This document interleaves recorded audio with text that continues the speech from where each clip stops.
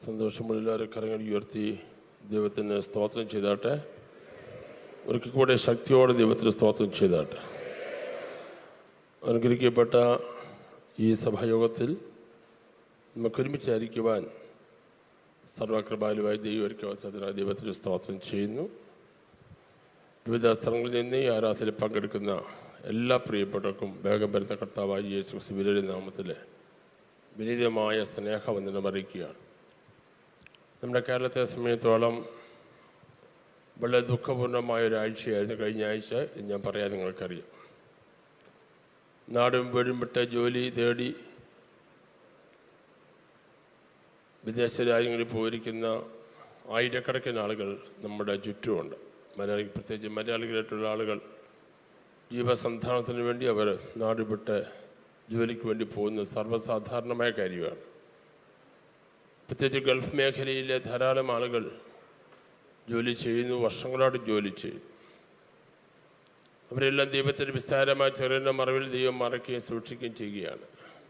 ഞാൻ പറയാൻ നിങ്ങൾക്കറിയാം.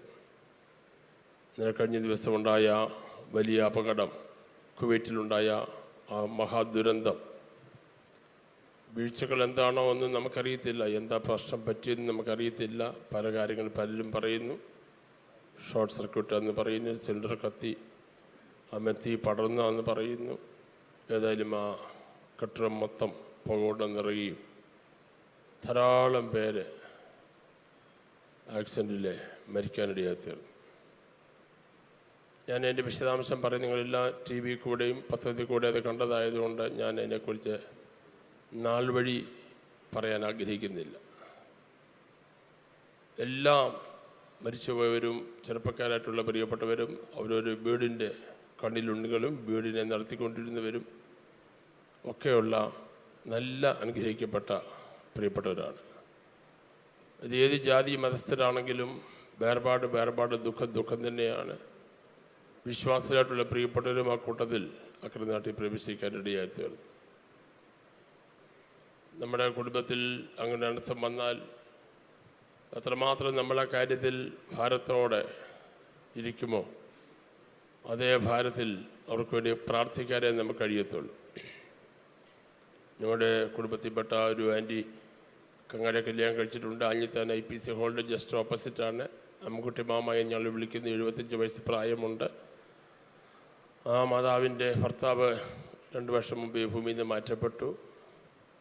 കുവൈറ്റത്തിന് ജോലി ഉണ്ടായിരുന്ന ഏക മകൻ അവിടെ വെച്ച് അറ്റാക്കായിട്ട് മരിച്ച് നാട്ടിൽ കൊണ്ടുവന്ന് അടക്കി. 2 പെൺമക്കളാണ്. 2 പെൺമക്കളുടെ ഭർത്താക്കന്മാരും ഈ കമ്പനി ജോലി ആയിരുന്നു, ഈ കെട്ടിടത്തിലായിരുന്നു. ഒരാളെ അന്നേരം തന്നെ മരിച്ചു, മറ്റേയാൾ മേളിൽ നിർത്തി ചാടി, കാലുകൾ കൈകൾ ഒടിഞ്ഞ് വല്ലാത്തൊരു സ്ഥിതിയിൽ ഹോസ്പിറ്റലിൽ അഡ്മിറ്റാണ്. അതൊരു കാര്യം ഞാനുമായിട്ട് ബന്ധപ്പെട്ടത് പറഞ്ഞെന്ന് മാത്രമേ ഉള്ളൂ. നമ്മളുമായിട്ട് നേരിട്ട് ബന്ധമല്ലെങ്കിലും പെന്തക്കോസ്ത് യുവജന സംഘടനയിലെ ഗാന ശുശ്രൂഷ, വൈദ്യ ശുശ്രൂഷയിൽ, സഭയിലൊക്കെ ആക്റ്റീവായി നിന്ന കുഞ്ഞുങ്ങൾ ഈ കൂട്ടത്തിൽ പോകാനിടയായി തീർന്നു. വളരെ ദുഃഖകരമായ അവസ്ഥയിൽ TV യിൽ നമുക്കത് കാണാൻ കഴിയാത്തൊരവസ്ഥ, നമുക്കത് കണ്ടു നിൽക്കാനൊക്കാത്തൊരവസ്ഥ. ബോഡി നിർത്തിയിട്ടിരിക്കുന്ന ബോഡിയുടെ നടുവിൽ വിറങ്ങലിച്ച് കരയുന്ന ഭാര്യമാരും കുഞ്ഞുങ്ങളെ ആശ്വസിപ്പിക്കാൻ കഴിയാത്തൊരവസ്ഥ. നമ്മുടെ വീട്ടിൽ നിന്നാണെങ്കിൽ നമ്മൾ എത്രമാത്രം ആ കാര്യത്തിൽ ഭാരപ്പെടുമെന്ന് ഞാൻ പറയാൻ നിങ്ങൾക്കറിയാം. ഞാൻ വാക്കുകൾ അധികരിക്കുന്നില്ല. ഒരു നിമിഷം ദുഃഖത്തെ കുടുംബത്തിന് വേണ്ടി പ്രാർത്ഥിക്കാൻ ഞാൻ എടുക്കുകയാണ്. എല്ലാവർക്കും ദിവസം എഴുന്നേറ്റ് നിൽക്കാം. എഴുന്നേറ്റ് നിന്ന് നമുക്കൊരു നിമിഷം ദുഃഖത്തിരിക്കുന്ന കുടുംബത്തിന് വേണ്ടി നമുക്ക് പ്രാർത്ഥിക്കാം. വാതിലടച്ചിരിക്കുക, മുറിക്കുള്ളിൽ കടന്നു വന്ന് യേശു പറഞ്ഞു, നിങ്ങൾക്ക് സമാധാനം. ജീവിതത്തിൻ്റെ എല്ലാ വാതിലും അടഞ്ഞാലും നടുവിൽ വരാനും ആശ്വസിപ്പിക്കാനും കർത്താവിനും മാത്രമേ കഴിയത്തുള്ളൂ. ഇന്ന് വായിച്ച സംഘത്തിൽ ഏത് മനുഷ്യനും ഉറച്ചു നിന്നാലും ഒരു ശ്വാസം അത്രയാകുന്നു. ഇന്ന് കാണുന്നവരും നാളെ കാണാത്ത ലോകത്തെ നമ്മൾ ജീവിച്ചിരിക്കുമ്പോൾ കർത്താവെ, നീ തരുന്ന ആയുസ്സ്, നീ തരുന്ന ആരോഗ്യം ദൈവത്തിൻ്റെ ദാനമാണെന്ന് പറയാൻ മനുഷ്യനെന്തെങ്കിലും മിടുക്ക് പറയാനുണ്ടോ? എന്തെങ്കിലും കഴിവ് പറയാനുണ്ടോ? എനിക്കുണ്ടെന്ന് പറയാൻ എന്തെങ്കിലും ഉണ്ടോ? ശ്വാസം പോയാൽ നമ്മൾ പെട്ടിക്കകത്തായി പോകും. എത്ര ഉയർന്ന ഭവനത്തിൽ പാർത്താലും എത്ര വലിയ വണ്ടി ഓടിച്ചാലും ശ്വാസം പോയാൽ പിന്നെ നമ്മൾ ശവമാണ്. ദൈവത്തിന് സ്തോത്രം. നമുക്ക് എല്ലാവർക്കും ഒരു നിമിഷം ഈ ദുരന്തത്തിൽ മരിച്ചുപോയ കുടുംബങ്ങൾ, അവിടെയുള്ള പ്രിയപ്പെട്ടവരെ ഓർത്ത്, പിതാക്കന്മാരെ, മാതാക്കളെ, ഭാര്യമാരെ, കുഞ്ഞുങ്ങളെ ഓർത്ത് നമുക്കൊരു നിമിഷം നമുക്ക് പ്രാർത്ഥിക്കാം. എല്ലാവരും ഒന്ന് പ്രാർത്ഥിച്ചാട്ടെ.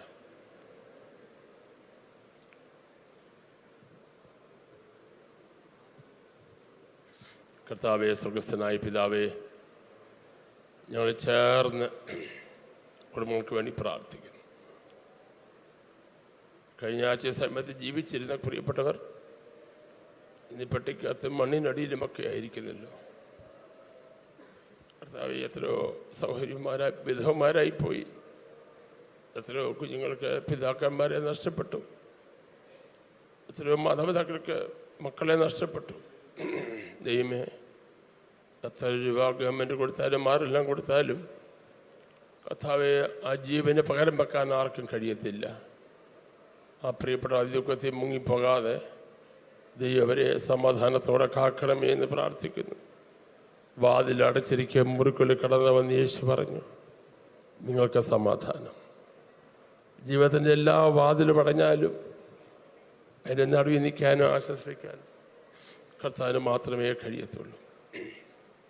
ആ ദൈവത്തിൽ ആശ്രയിപ്പാൻ ഞങ്ങളെ സഹായിക്കണമേ എന്ന് പ്രാർത്ഥിക്കുന്നു. ഏറിയ സമാധാനം കൊടുക്കണമേ കർത്താവെ. തുടർന്നുള്ള അടക്കം നടക്കേണ്ട ഭവനങ്ങളുണ്ട്. ആ ഭവനങ്ങളെല്ലാം ദൈവം സമാധാനിപ്പിക്കണമേ എന്ന് പ്രാർത്ഥിക്കുന്നു. നഷ്ടങ്ങളെ ലാഭമാക്കണമേ കർത്താവെ. കുഞ്ഞുങ്ങളെ ആശ്വസിപ്പിക്കണമേ. ഭാര്യമാരെ സഹായിക്കണമേ. ഏത് ജാതിയിൽപ്പെട്ടവരാണെങ്കിലും ഏത് മതത്തിൽപ്പെട്ടവരാണെങ്കിലും കർത്താവെ, ഞങ്ങളവരെ എല്ലാം ഓർത്ത് പ്രാർത്ഥിക്കുന്നു. കർത്താവെ, ഇനിയുള്ള അനർത്ഥങ്ങളൊന്നും ഉണ്ടാകല്ലേ. ഞങ്ങളുടെ പ്രിയപ്പെട്ടവർ വിദേശ രാജ്യങ്ങളിലുണ്ട്. ഇങ്ങനെ അനർത്ഥങ്ങൾ വന്നൊരു ബോഡി പെട്ടിക്കകത്ത് നാട്ടിൽ വരാനിടയാകല്ലേ കർത്താവ്. ഞാൻ എന്നെ തടയിട്ട് പ്രാർത്ഥിക്കുന്നു. എല്ലാ ആഴ്ചയും ഞങ്ങൾ യോഗം തീരുമ്പോൾ പ്രാർത്ഥിക്കുന്നതാണ്. എന്നാൽ അതിൻ്റെ അപ്പുറത്തായിട്ട് നടക്കുമ്പോൾ ഞങ്ങൾക്ക് വാക്കുകളില്ല, പരിമിതിയാണ്. അങ്ങയുടെ സമാധാനം കൊണ്ട്, വചനം കൊണ്ട് ഉറപ്പിക്കണമേ എന്ന് പ്രാർത്ഥിക്കുന്നു. പ്രാർത്ഥിച്ച് അനുഗ്രഹിക്കുന്നു. സമാധാനം കൊണ്ട് നിറയ്ക്കണം. യേശു ക്രിസ്തുവിൻ്റെ നാമത്തിൽ തന്നെ ദയവായിട്ടില്ലാക്കി ഇരിക്കുക. ന്യായാധിപന്മാരുടെ പുസ്തകം 16-ാം അധ്യായത്തിൻ്റെ 28-ാമത്തെ ജഡ്ജസ് ചാപ്റ്റർ 16 വേഴ്സ് 28. അപ്പോൾ ശിംശോൻ യഹോവയോട് പ്രാർത്ഥിച്ചു, കർത്താവായ യഹോവേ, എന്നെ ഓർക്കണമേ. ദൈവമേ, ഞാൻ എൻ്റെ 2 കണ്ണിനും വേണ്ടി ഫെലിസ്തരോട് പ്രതികാരം ചെയ്യേണ്ടതിന് ഈ ഒരു പ്രാവശ്യം മാത്രം എനിക്ക് ശക്തി നൽകണമേ എന്ന് പറഞ്ഞു. ക്ഷേത്രം നിൽക്കുന്ന 2 നടുതൂണും ഒന്നും വലം കൈ കൊണ്ടും മറ്റേത് ഇടം കൈ കൊണ്ടും ശിംശോൻ പിടിച്ച് അവയോട് ചാരി, ഞാൻ ഫെലിസ്തരോടുകൂടെ മരിക്കട്ടെ എന്ന് ശിംശോൻ പറഞ്ഞ് ശക്തിയോടെ കുനിഞ്ഞു. ഉടനെ ക്ഷേത്രം അതിലുള്ള പ്രഭുക്കന്മാരുടെയും സകല ജനത്തിൻ്റെയും മേലെ വീണു. അങ്ങനെ അവൻ മരണസമയത്ത് കൊന്നവർ ജീവകാലത്ത് കൊന്നവരെക്കാൾ അധികമായിരുന്നു. അവൻ്റെ സഹോദരന്മാരും പൃഥുഭവനമൊക്കെയും ചെന്ന് അവനെ എടുത്ത് സോരയ്ക്കും എസ്തോയിലിനും മധ്യേ അവൻ്റെ അപ്പനായ മനോഹയുടെ ശ്മശാന സ്ഥലത്ത് അടക്കം ചെയ്തു. അവൻ ഇസ്രായേലിന് 20 സംവത്സരം ന്യായപാലനം ചെയ്തിരുന്നു. കഴിഞ്ഞ ദിവസങ്ങൾ നമ്മൾ ചിന്തിച്ച് വന്നതിൻ്റെ ഒരു സമാപനമായി ചില കാര്യങ്ങൾ പറയുവാൻ എന്ന് പാർക്കാൻ ഞാൻ ആഗ്രഹിക്കുന്നത്. കഴിഞ്ഞ തലയാഴ്ച ഞാൻ നിങ്ങളോട് പറഞ്ഞു, സൂക്ഷിച്ചാൽ ദുഃഖിക്കേണ്ട. ജീവിതത്തിൻ്റെ പാതകളിൽ അബദ്ധങ്ങൾ പറ്റും, പക്ഷേ അബദ്ധങ്ങൾ പറ്റാതിരിക്കാൻ ശ്രമിക്കുക. ശിംശോൻ്റെ ജീവിതം നമുക്കൊരു ചൂണ്ടുപലകയാണ്, നമുക്ക് ഒരു മാർഗദർശിയാണ്. ശിംശോൻ്റെ ജീവിതത്തിൽ നിന്ന് നമ്മൾ പഠിക്കേണ്ട കാര്യങ്ങൾ എന്തൊക്കെയാണ് എന്ന് അല്പം ചിന്തിക്കാൻ നമുക്ക് സഹായിച്ചു. ഞാൻ ഒന്നൊന്ന് എടുത്തു പറയുകയാണ്. ഒന്ന്, ദൈവം തന്ന ദർശനം നഷ്ടപ്പെടുത്താതിരിക്കുക. അതാണ് ഒന്നാമത്തെ പാഠം. നമുക്കെല്ലാവർക്കും ദൈവം ഒരു ദർശനം തന്നിട്ടുണ്ട്. ഓരോരുത്തർക്കും ദർശനമുണ്ട്. ചെറിയ കുഞ്ഞുങ്ങൾക്കും പ്രായമുള്ളവർക്കും അവരവരുടെ കപ്പാസിറ്റിക്ക് അനുസരിച്ചൊരു ദർശനം ദൈവം തന്നിട്ടുണ്ട്. ആ ദർശനം നഷ്ടപ്പെടുത്തരുത്. എനിക്ക് ലഭിച്ച ദർശനമല്ല നിങ്ങൾക്ക് ദൈവം തന്നിരിക്കുന്ന ദർശനം. അവരവർക്ക് എന്ത് ദർശനമാണ് ദൈവം തന്നെന്നുള്ളത് അവരവർക്കറിയാം. യാതൊരു കാരണവശാലും ആ ദർശനം നഷ്ടപ്പെടുത്തരുത്. എന്ത് നഷ്ടങ്ങൾ വന്നാലും ദർശനം പിടിച്ചുകൊണ്ട്, ദർശനത്തെ മുറുകെ പിടിച്ചുകൊണ്ട് അന്ത്യശ്വാസം വരെ നിൽക്കാൻ നമ്മൾ തയ്യാറാകണം. അതിനിടയ്ക്ക് പ്രലോഭനങ്ങളും പ്രതിസന്ധികളും ഒക്കെ നമുക്ക് ഇഷ്ടം പോലെ വരും. പക്ഷേ പ്രലോഭനങ്ങളിൽ പെട്ടുപോകാതിരിക്കുവാൻ ശ്രദ്ധിക്കണമെന്നാണ് ശിംശോൻ നമ്മളെ പഠിപ്പിക്കുന്ന ഒന്നാമത്തെ പാഠം. ശിംശോൻ ജനിക്കുന്നതിന് മുമ്പേ അവനെക്കുറിച്ചുള്ള ദർശനം എന്താണെന്ന് മാതാപിതാക്കളെ ദൈവം അറിയിച്ചിരുന്നതാണ്. അത് ആ മകനിലേക്ക് മാതാപിതാക്കളെ പകർന്നതാണ്. പക്ഷെ ദൈവം കൊടുത്ത ദർശനത്തിനനുസരിച്ച് അവന് മുമ്പോട്ട് വളർന്നു വരാൻ കഴിഞ്ഞില്ല എന്നുള്ളതാണ് ദുഃഖകരമായ കാര്യം. രണ്ടാമത്തെ കാര്യം വിശുദ്ധി സംരക്ഷിക്കുക എന്നുള്ളതാണ്. ദൈവം നമ്മളെ വിളിച്ചിരിക്കുന്നത് വിശുദ്ധമായൊരു ജീവിതത്തിന് വേണ്ടിയാണ്. അവരവരെ ദൈവം ഏൽപ്പിച്ച വിശുദ്ധ ജീവിതം സംരക്ഷിക്കേണ്ടത് അവരവരുടെ ചുമതലയാണ്. എൻ്റെ ജീവിതം സൂക്ഷിക്കേണ്ടത് ഞാനാണ്, മറ്റൊരാളല്ല. അതുകൊണ്ട് എൻ്റെ ജീവിതത്തിലെ വിശുദ്ധി ഞാൻ സൂക്ഷിക്കണം. അശുദ്ധിയുടെ കണങ്ങൾ എന്നിൽ ഉണ്ടാകാൻ പാടില്ല. മറ്റൊരാൾ കാണുമെന്നുള്ളത് കൊണ്ടല്ല ഞാൻ വിശുദ്ധി സൂക്ഷിക്കേണ്ടത്. മറ്റൊരാൾ അറിഞ്ഞാൽ മോശമാണല്ലോ എന്ന് വിചാരിച്ചുകൊണ്ടുമല്ല ഞാൻ വിശുദ്ധി സംരക്ഷിക്കേണ്ടത്. ആര് കണ്ടാലും ആര് കണ്ടില്ലെങ്കിലും എൻ്റെ ദൈവത്തിൻ്റെ മുമ്പിൽ പവിത്രമായൊരു ജീവിതം നയിക്കുമെന്ന് തീരുമാനമെടുക്കുമ്പോഴാണ് അത് അനുഗ്രഹമായി മാറുന്നത്. ദൈവത്തിൻ്റെ സ്തോത്രം. അതാരെയും ബോധിപ്പിക്കാനല്ല, അതാരെയും കാണിക്കാനുമല്ല, നമ്മളും ദൈവവുമായിട്ടുള്ള ബന്ധമാണ്. ജോസഫ് പറഞ്ഞത് ഇങ്ങനെയാണ്: ഞാൻ ഈ മഹാദോഷം പ്രവർത്തിച്ച് ദൈവത്തോട് പാപം ചെയ്യത്തില്ല. പക്ഷെ ആരും അറിയത്തില്ലായിരുന്നു. പക്ഷേ ദൈവത്തോട് പാപം ചെയ്യത്തില്ല എന്നൊരു തീരുമാനമെടുത്തു. ചന്ദ്രക്കും മേശക്കും അഭേദ്രകവും ബാബേലിൽ പോയപ്പോൾ മൃഷ്ടാന്നമായ ഭോജനവും എല്ലാ സൗകര്യവും ലഭിച്ചെങ്കിലും അവരത് വേണ്ടാന്ന് വെക്കാൻ കാര്യം അവർ ദൈവമായി എടുത്ത ഉടമ്പടിയാണ്. ആ ബാലന്മാരെ പറയുന്നൊരു വാക്കുണ്ട്: ഞങ്ങൾ സേവിക്കുന്ന ദൈവത്തിന് ഞങ്ങളെ തീയിൽ നിന്ന് വിടുവിക്കാൻ കഴിയും. ഇൻ കേസിൽ വിടുവിച്ചില്ലെങ്കിലും രാജാവ് നിർത്തിയ ബിംബത്തെ ഞങ്ങൾ നമസ്കരിക്കത്തില്ല. ഹൃദയത്തിൽ തീരുമാനം കറക്റ്റാണോ, വിടുതലും കറക്റ്റായിരിക്കും. നമ്മൾ പലപ്പോഴും പ്രശ്നം ഉണ്ടാകുമ്പോഴാണ് ശുദ്ധീകരണം പ്രാപിക്കുന്നത്, പ്രതിസന്ധി വരുമ്പോഴാണ് ഉപവസിക്കുന്നത്. ദൈവമക്കളെ, പ്രശ്നങ്ങൾ വരുന്നതിന് മുമ്പ് തന്നെ വിശുദ്ധിയിൽ ജീവിച്ചാൽ പ്രശ്നം വരുമ്പോൾ നാലാമനായി തീയിൽ വെളിപ്പെട്ട കർത്താവ് നിനക്ക് വേണ്ടി ഇറങ്ങി വരും. വിശ്വാസക്കാരൻ പഠിച്ച സ്തോത്രം പറഞ്ഞാട്ടെ. വന്നിരിക്കും. അല്ലെങ്കിൽ നിനക്ക് ദൈവത്തോട് ചോദിക്കാം, എന്തുകൊണ്ടാണ് ധൈര്യമായിട്ട് ഈ ബാലന്മാർ പറഞ്ഞത്?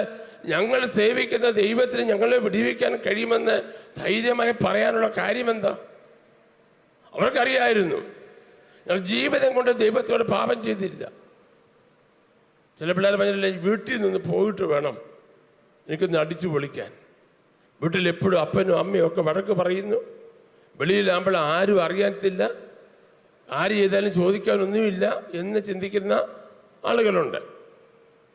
വീട്ടിൽ നമ്മൾ എങ്ങനെ ജീവിക്കുന്നു അതുപോലെ പുറത്തും ജീവിക്കാനുള്ള ആത്മീയമായ ചങ്കൂറ്റം നമുക്കുണ്ടാക്കണം. അതിൻ്റെ പ്രാക്ടീസ് നമുക്ക് പ്രാപിക്കണം. ദൈവത്തിൻ്റെ സ്തോത്രം. അപ്പോൾ വിശുദ്ധി സംരക്ഷിക്കണം, വിശുദ്ധി സംരക്ഷിക്കണം. പാപം ചെയ്യാൻ സാഹചര്യം കിട്ടുമ്പോൾ പാപം ചെയ്യാതെ വിശുദ്ധി കൊണ്ട് നിൽക്കുന്നവരാണ് ദൈവത്തിൻ്റെ മക്കൾ. മൂന്നാമത് ശിംശോൻ പഠിപ്പിക്കുന്ന പാഠം പാപത്തോടെ അകലം പാലിക്കണം. പാപത്തോടെ അകലം പാലിക്കണം. പാപം ചെയ്യാൻ അവസരം കിട്ടുമ്പോൾ പാപം ചെയ്യാതെ ഒഴിഞ്ഞു മാറാനുള്ള അവസരങ്ങൾ ലഭിക്കണം.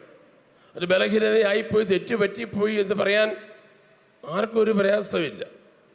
പക്ഷേ സാഹചര്യം വരുമ്പോൾ ഒഴിഞ്ഞു മാറാൻ കൃപ പ്രാപിക്കരുത് ഈ മക്കൾ. അതിന് കൃപ പ്രാപിക്കണം. ഓരോ ദിവസവും രാവിലെ പ്രാർത്ഥിക്കുമ്പോൾ കർത്താവേ, ഇന്ന് ഞാൻ അഭിമുഖീകരിക്കാൻ പോകുന്ന പ്രതിസന്ധികളെ അതിജീവിക്കുവാനും ചെയ്യേണ്ട കാര്യങ്ങൾ മാത്രം ചെയ്യാനും ചെയ്യേണ്ടാത്ത കാര്യങ്ങൾ ചെയ്യാതിരിക്കാനും, പറയേണ്ട കാര്യങ്ങൾ മാത്രം പറയാനും പറയേണ്ടാത്ത കാര്യങ്ങൾ പറയാതിരിക്കാനും ഇവിടെ കൃപ തരണമേ എന്ന് പ്രാർത്ഥിക്കുന്നവനാണ് യഥാർത്ഥ ആത്മീയൻ. നമ്മൾ പലപ്പോഴും നമ്മുടെ ആവശ്യങ്ങളാണ് ദൈവത്തോട് പറയുന്നത്. കർത്താവേ, എനിക്ക് അത് വേണം, ഇത് വേണം, പിള്ളേർക്ക് അത് വേണം, ഇത് വേണം, എന്നെ സാമ്പത്തികമായി സഹായിക്കണം, ഇതൊക്കെ പറയാനാണ് നമ്മൾ പ്രാർത്ഥനാ മുറിയിൽ സമയം കൂടുതൽ ചെലവഴിക്കുന്നത്. അതിനേക്കാൾ അപ്പുറമായിട്ട് വിശുദ്ധിയോടെ ജീവിക്കാനായിട്ട് എന്നെ സഹായിക്കണമേ എന്ന് ഒരു വിശുദ്ധൻ പ്രാർത്ഥിച്ചാൽ അവന് നേരെ വരുന്ന പോരാട്ടങ്ങളെ തട്ടി മാറ്റാൻ ദൈവത്തിന് കഴിയും. ദൈവം അതിനെ കാണുകയുമാണ്. അതാണ് യോബിനെ കുറിച്ച് ദൈവം സാത്താനോട് പറയുന്നത്. ദൈവം ചോദിക്കുന്നത്, എൻ്റെ ദാസനായ യോബിൻ്റെ മേൽ നീ കണ്ണുവെച്ചോ? അവനെപ്പോലെ നിഷ്കളങ്കനും നേരുള്ളവനും ദോഷം വിട്ടകലുന്നവനും യഹോവ ഭക്തനും വേറെ ആരുമില്ല. ആ അയൽവക്കത്തുകാർ പറയുന്നതല്ല, നാട്ടുകാർ പറയുന്നതല്ല, ദൈവം പറയുന്നതാണ്. ദൈവമക്കളെ, ഈ ലോകത്തിൽ ആരെല്ലാം നമുക്ക് സർട്ടിഫിക്കറ്റ് തന്നാലും ദൈവം തന്ന സർട്ടിഫിക്കറ്റാണ് ഏറ്റവും വലുതെന്ന് ഓർത്തോണം. കൈ ഉയർത്തി സ്തോത്രം പറഞ്ഞാട്ടെ. ഭാര്യ നല്ലപോലെ പറയാം, എൻ്റെ അച്ഛൻ നല്ല മിടുക്കനാ. ഭർത്താവ് പറയാം, എൻ്റെ ഭാര്യ നല്ല മിടുക്കിയ. മക്കളോ അപ്പനും അമ്മ പറയാം, എൻ്റെ മക്കൾ നല്ല മക്കളാ. മക്കൾ പറയാം, എൻ്റെ അപ്പനും അമ്മയും നല്ലതാണ്. വിശ്വാസം പറയാം, പാസ്റ്റർ നല്ലതാണ്. ആരെല്ലാം നല്ല സർട്ടിഫിക്കറ്റ് തന്നാലും ദൈവം തന്ന സർട്ടിഫിക്കറ്റാണ് ഏറ്റവും വലുത്. മനുഷ്യൻ തരുന്ന സർട്ടിഫിക്കറ്റ് അവർ ഏത് നാവ് കൊണ്ട് പറഞ്ഞോ ആ നാവ് കൊണ്ട് തന്നെ അവർ തിരിച്ചു പറയും. എനിക്ക് അബദ്ധം പറ്റിയത് കേട്ടോ, ഞാൻ അത്ര ഉദ്ദേശിച്ചില്ലായിരുന്നു. ഞാൻ അടുത്ത് ഇടപെട്ടപ്പെടാൻ മനസ്സിലായി കേട്ടോ, ആള് മഹാമോശമായിരുന്നു. ഞാൻ ആദ്യം എല്ലാ ആളുകളെയും കാണുമ്പോൾ നമ്മൾ പറയും, നല്ല സഹോദരൻ, നല്ല സഹോദരി. കുറച്ചടുത്ത് ഇടപെടുമ്പോഴാണ് അറിയുന്നത് അങ്ങനെ അല്ലായിരുന്നു. അപ്പം നമ്മുടെ വാക്കുകൾ മാറ്റി പറയും. പക്ഷെ ദൈവം യോബിനെ ടെസ്റ്റ് ചെയ്തപ്പോൾ യോബിൻ്റെ 4 ക്വാളിറ്റി, അവൻ യഹോവ ഭക്തനായിരുന്നു, നേരുള്ളവനായിരുന്നു, നിഷ്കളങ്കനായിരുന്നു, ദോഷം വിട്ടകലുന്നായിരുന്നു, യഹോവ ഭക്തനായിരുന്നു. ഈ 4 കാര്യം ദൈവം അവനെക്കുറിച്ച് പറഞ്ഞതാണ്. എന്നെക്കുറിച്ച് നിങ്ങളെക്കുറിച്ചും ഞാൻ ആഗ്രഹിക്കുന്നു, ഞാൻ എന്നെക്കുറിച്ച് ചേർത്ത് പറയുകയാണ്. നമ്മുടെ മനസ്സിൽ ആരോടെങ്കിലും കയ്പുണ്ടെങ്കിൽ, പകയുണ്ടെങ്കിൽ, പിണക്കമുണ്ടെങ്കിൽ നീ യഹോവ ഭക്തനല്ല. മറ്റുള്ള വൈരാഗ്യം വെച്ചുകൊണ്ട് നീ കർത്തൃമേശം എടുക്കുന്നുണ്ടെങ്കിൽ നീ യഹോവ ഭക്തനോ യഹോവ ഭക്തിയോ അല്ല. നാളുകളായി മനസ്സിൽ വെച്ചിരിക്കുന്ന ചില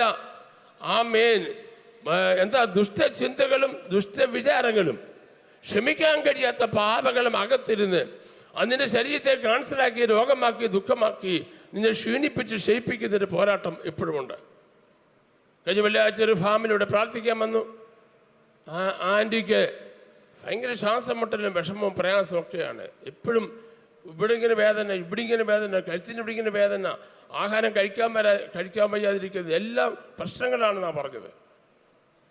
ദൂരെ നിന്ന് വന്നാൽ പ്രാർത്ഥിക്കാൻ പൗരുഷം കൊണ്ട് എന്നെ കൂടി പ്രാർത്ഥിക്കാൻ വന്നതാണ്. ഞാൻ ആൻറ്റി പറഞ്ഞു, ആൻറ്റിക്ക് ഒരു അസുഖവും ഇല്ല.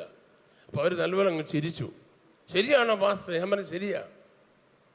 അതെങ്ങനെ പറയാൻ പറ്റുമോ? ഞാൻ പറഞ്ഞു, ആൻറ്റിയുടെ പ്രശ്നം മാനസികമാണ്, ശാരീരികമല്ല. മനസ്സിൻ്റെ ക്ഷീണമാണ് മനുഷ്യനെ ശരീരത്തിൽ ബലഹീനനാക്കുന്നത്. നാളുകളായി മനസ്സിൽ കുമിഞ്ഞു കൂടിയിരിക്കുന്ന പകയും പിണക്കവും മനുഷ്യൻ്റെ അകത്ത് കുടികൊണ്ടിട്ട് അതവനെ രോഗിയാക്കി മാറ്റുകയാണ്. സഹിക്കാനും വഹിക്കാനും, ഞാൻ അസുഖമായാലും കുഴപ്പമില്ല, ക്ഷമിക്കത്തില്ലെന്നാ. ഞാൻ രോഗിയായാലും കുഴപ്പമില്ല, ഞാൻ ക്ഷമിക്കത്തില്ല, ഞാനിവിടെ കടന്നോളാം, എന്നാലും ക്ഷമിക്കത്തില്ല. സുഹൃത്തുക്കളെ, നമ്മൾ എന്തെല്ലാം പിടിച്ചു വെച്ചാലും സൗകര്യത്തിലോട്ട് പോകുമ്പോൾ ഈ പകയും പിണക്കവും നമുക്ക് കൊണ്ടുപോകാൻ പറ്റുമോ? ഒന്നും കൊണ്ടുപോകാൻ പറ്റത്തില്ല. ഒരു ഫ്രീ മനസ്സ് വേണ്ടായോ? ഞായറാഴ്ച ആരാധനയ്ക്ക് വരുമ്പോഴെങ്കിലും മുൻവിധി ഇല്ലാത്തൊരു മനസ്സ് നിനക്കുണ്ടെങ്കിൽ നീ അറിയാത്ത അനുഗ്രഹങ്ങളുമായി നിനക്ക് മടങ്ങി പോകാൻ കഴിയും. ദുഃഖത്തോടെ പറയുന്നു, പല ആളുകളും ആരാധനയ്ക്ക് വന്നിട്ട് അനുഗ്രഹിക്കപ്പെട്ട പകരം ബന്ധിക്കപ്പെട്ടു പോകുകയാണ്. അവർക്ക് അവരെക്കുറിച്ചുള്ള ചിന്തയേക്കാൾ കൂടുതൽ മറ്റുള്ളവരെ കുറിച്ചുള്ള ചിന്തയാണ്. നീ മറ്റുള്ളവരെ കുറിച്ച് ചിന്ത നീ അങ്ങ് നിന്നെ ആരും ഏൽപ്പിച്ചിട്ടില്ലല്ലോ. നീ നിന്റെ ഭാര്യ, നിന്റെ പിള്ളേരെ, നിന്റെ കുഞ്ഞുങ്ങളെ നോക്കേ, നിന്റെ ആത്മീയ ജീവിതം നോക്കേ. നിന്റെ കയ്യെ എത്ര നാളായി ശത്രു ബന്ധിച്ചിരിക്കുന്നു? നിന്റെ നാവിനെ എത്ര നാളായി ശത്രു ബന്ധിച്ചിരിക്കുന്നു? നിന്റെ കാലുകളെ കെട്ടിയിരിക്കുകയല്ലേ? നിന്റെ ബുദ്ധിമണ്ഡലത്തെ കെട്ടിവെച്ചിരിക്കുകയല്ലേ? എത്ര നാളായി നീ ഒന്ന് ചിരിച്ചിട്ടെ? എത്ര നാളെ നീ മനസ്സ് തുറന്ന് ബൈബിൾ ഒന്ന് വായിച്ചോട്ടെ? എത്ര നാളെ നീ അന്യഭാഷയിൽ ദൈവത്തെ ആരാധിച്ചിട്ടെ? എത്ര നാളെ നീ റിലാക്സ് ചെയ്തിട്ടെ? കഴിഞ്ഞ ദീർഘനാളുകളായി നിന്നെ ബന്ധിച്ച് വെച്ച ആ ദുഷ്ടക്കെട്ട് ഇന്ന് പലക്കാലത്തെ ആരാധനയിൽ യേശുവിന്റെ നാമത്തിൽ അഴിഞ്ഞു പോകണം. ഒരു പാസ്റ്റർ വന്നിട്ട് തലയെ കൈവച്ച് ആ കെട്ട് പൊട്ടിക്കത്തില്ല.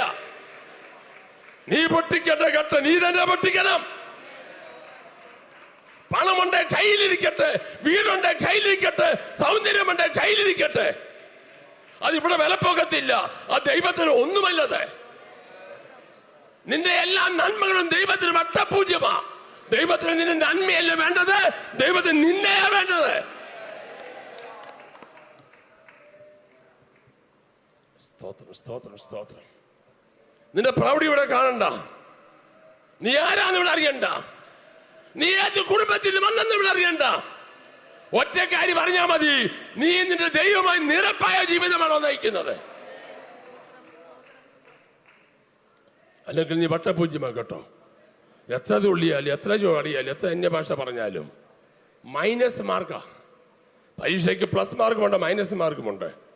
ഇന്നുപോലെ മൈനസ് മാർക്കുമായി പോകല്ല. ഇവിടെ പ്രസംഗിക്കുന്ന പ്രസംഗം എന്നെ കൂടെ ഉൾപ്പെടുത്തിയാണ് പ്രസംഗിക്കുന്നത്.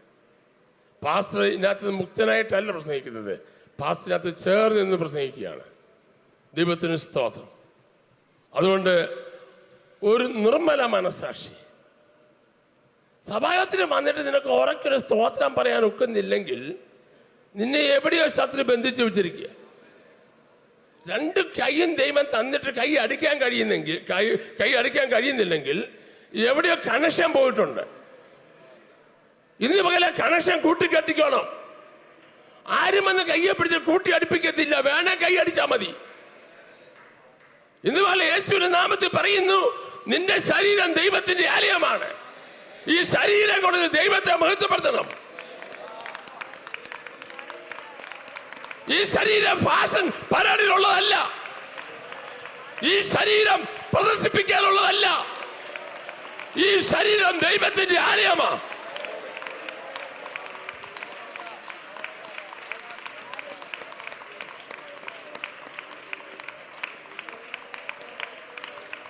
ശലോമോൻ പ്രാർത്ഥിച്ചപ്പോൾ ദൈവത്തിന്റെ ആത്മാവ് ശലോമോന്റെ ആലയത്തിന്മേൽ എഴുന്നള്ളിയതുപോലെ നീ ആരാധിക്കുമ്പോൾ നിന്റെ ശരീരത്തിന്മേൽ ദൈവത്തിന്റെ അഭിഷേകം ഇറങ്ങി വരണം. സ്തോത്രം, സ്തോത്രം, സ്തോത്രം. ശരിയായി തീ ഇറങ്ങിയാൽ നിന്റെ എല്ലാ രോഗവും കരിഞ്ഞു പോകും. ഉറപ്പാ, ഉറപ്പാ, ഉറപ്പാ. നീ 1000 ഗുളിക കഴിക്കുന്ന രോഗങ്ങൾ ഇന്ന് തീ ഇറങ്ങിയാൽ അത് മുഴുവൻ കരിഞ്ഞു പോകും. വിശ്വാസികൾ വഴി വ്യാപരിക്കുന്ന അവന്റെ ശക്തിയുടെ അളവറ്റ വലിപ്പം